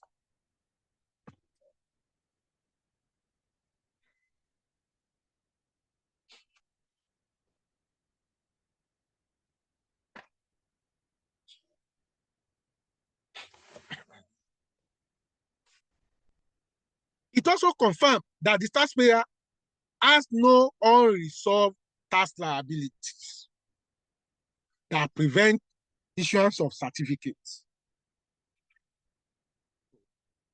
Now, what is the objective of tax clearance certificate? Why would tax authorities give out tax clearance certificate? To serve as evidence of tax compliance, to serve that this taxpayer has complied with tax law. That is the reason why they give tax clearance certificates. To encourage voluntary tax compliance. If they are giving tax clearance certificates, some people that don't comply with the tax law, it will encourage them.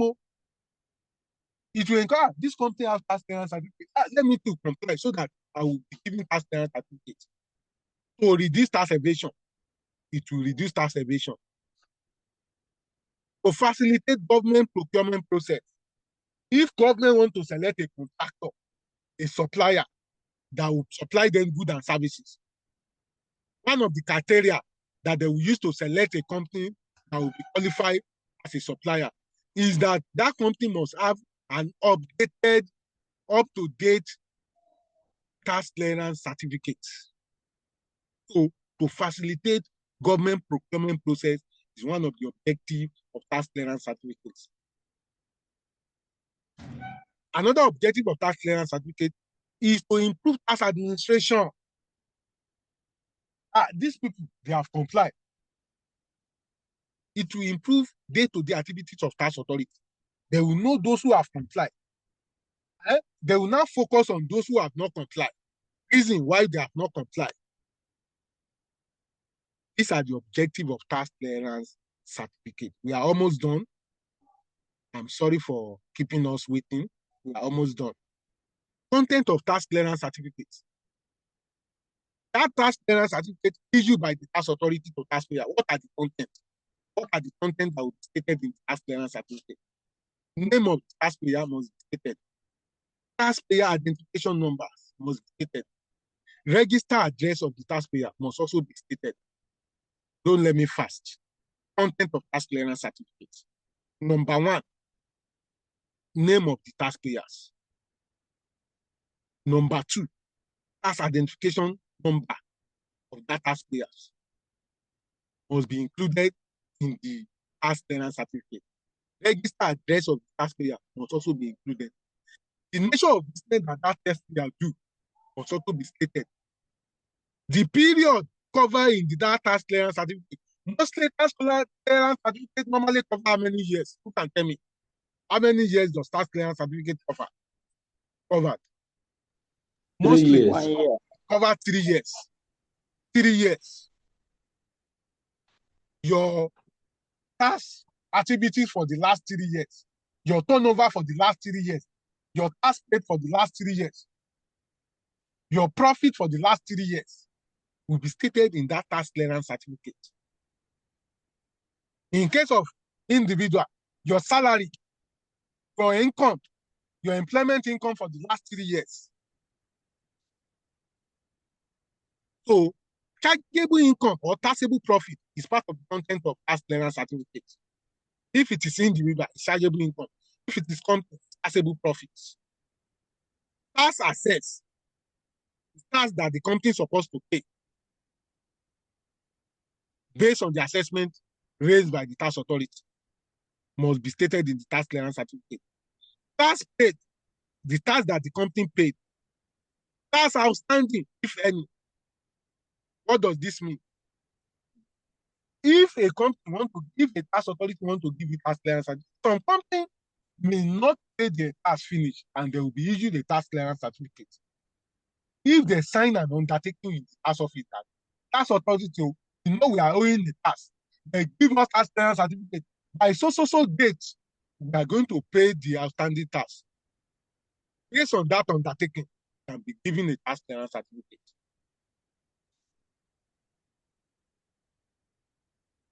The expiring date of tax clearance certificate must be stated. The date in which the tax clearance certificate was issued must be stated. So these are the content of tax clearance certificates. What are the conditions for granting tax clearance certificates? What condition will make tax authority to give tax clearance certificates? Number one, taxpayer must have registered for tax. Taxpayer that don't register for tax will not be given tax clearance certificate. Taxpayer must have a valid tax ID. Taxpayer must have what? A valid what? Tax ID. Taxpayer that don't have a valid tax ID will not be given tax clearance certificate. Taxpayer must file all statutory tax return. Taxpayer must file all statutory tax return.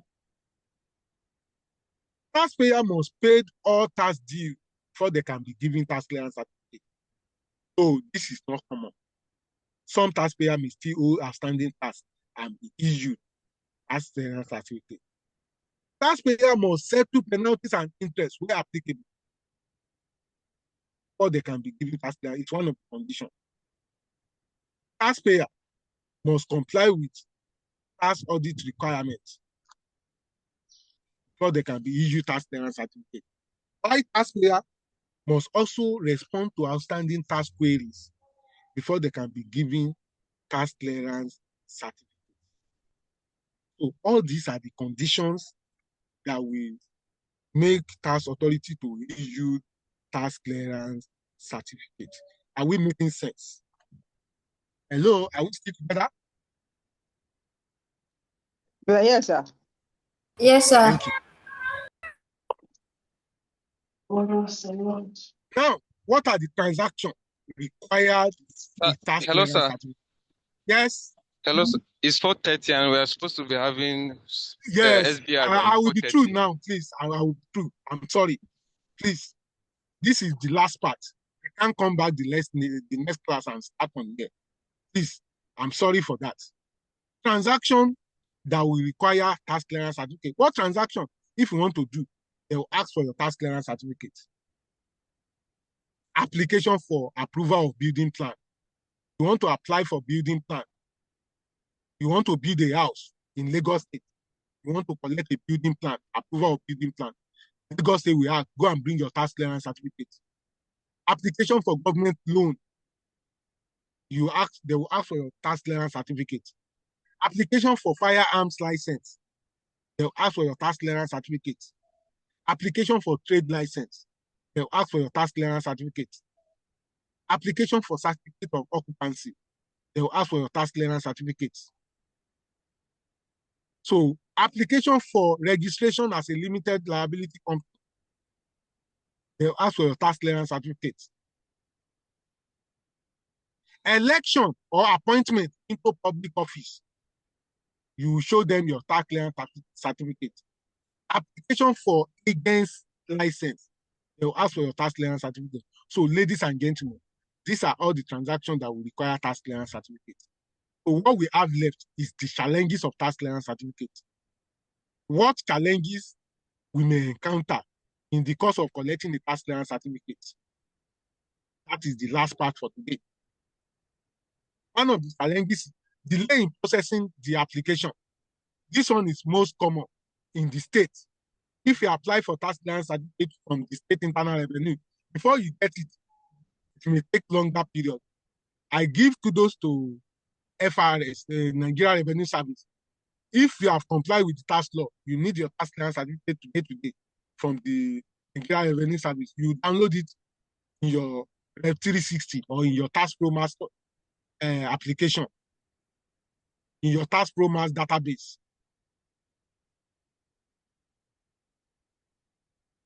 Unresolved tax audit issue may delay your tax clearance certificate. Sometimes system integration challenges. For you to download your tax clearance certificate online, either from the LRS portal or from the Rev 360 portal or from the Tax Pro Max, may be difficult. So these are the challenges. So ladies and gentlemen, this is all what we need to know. Thank you for having me.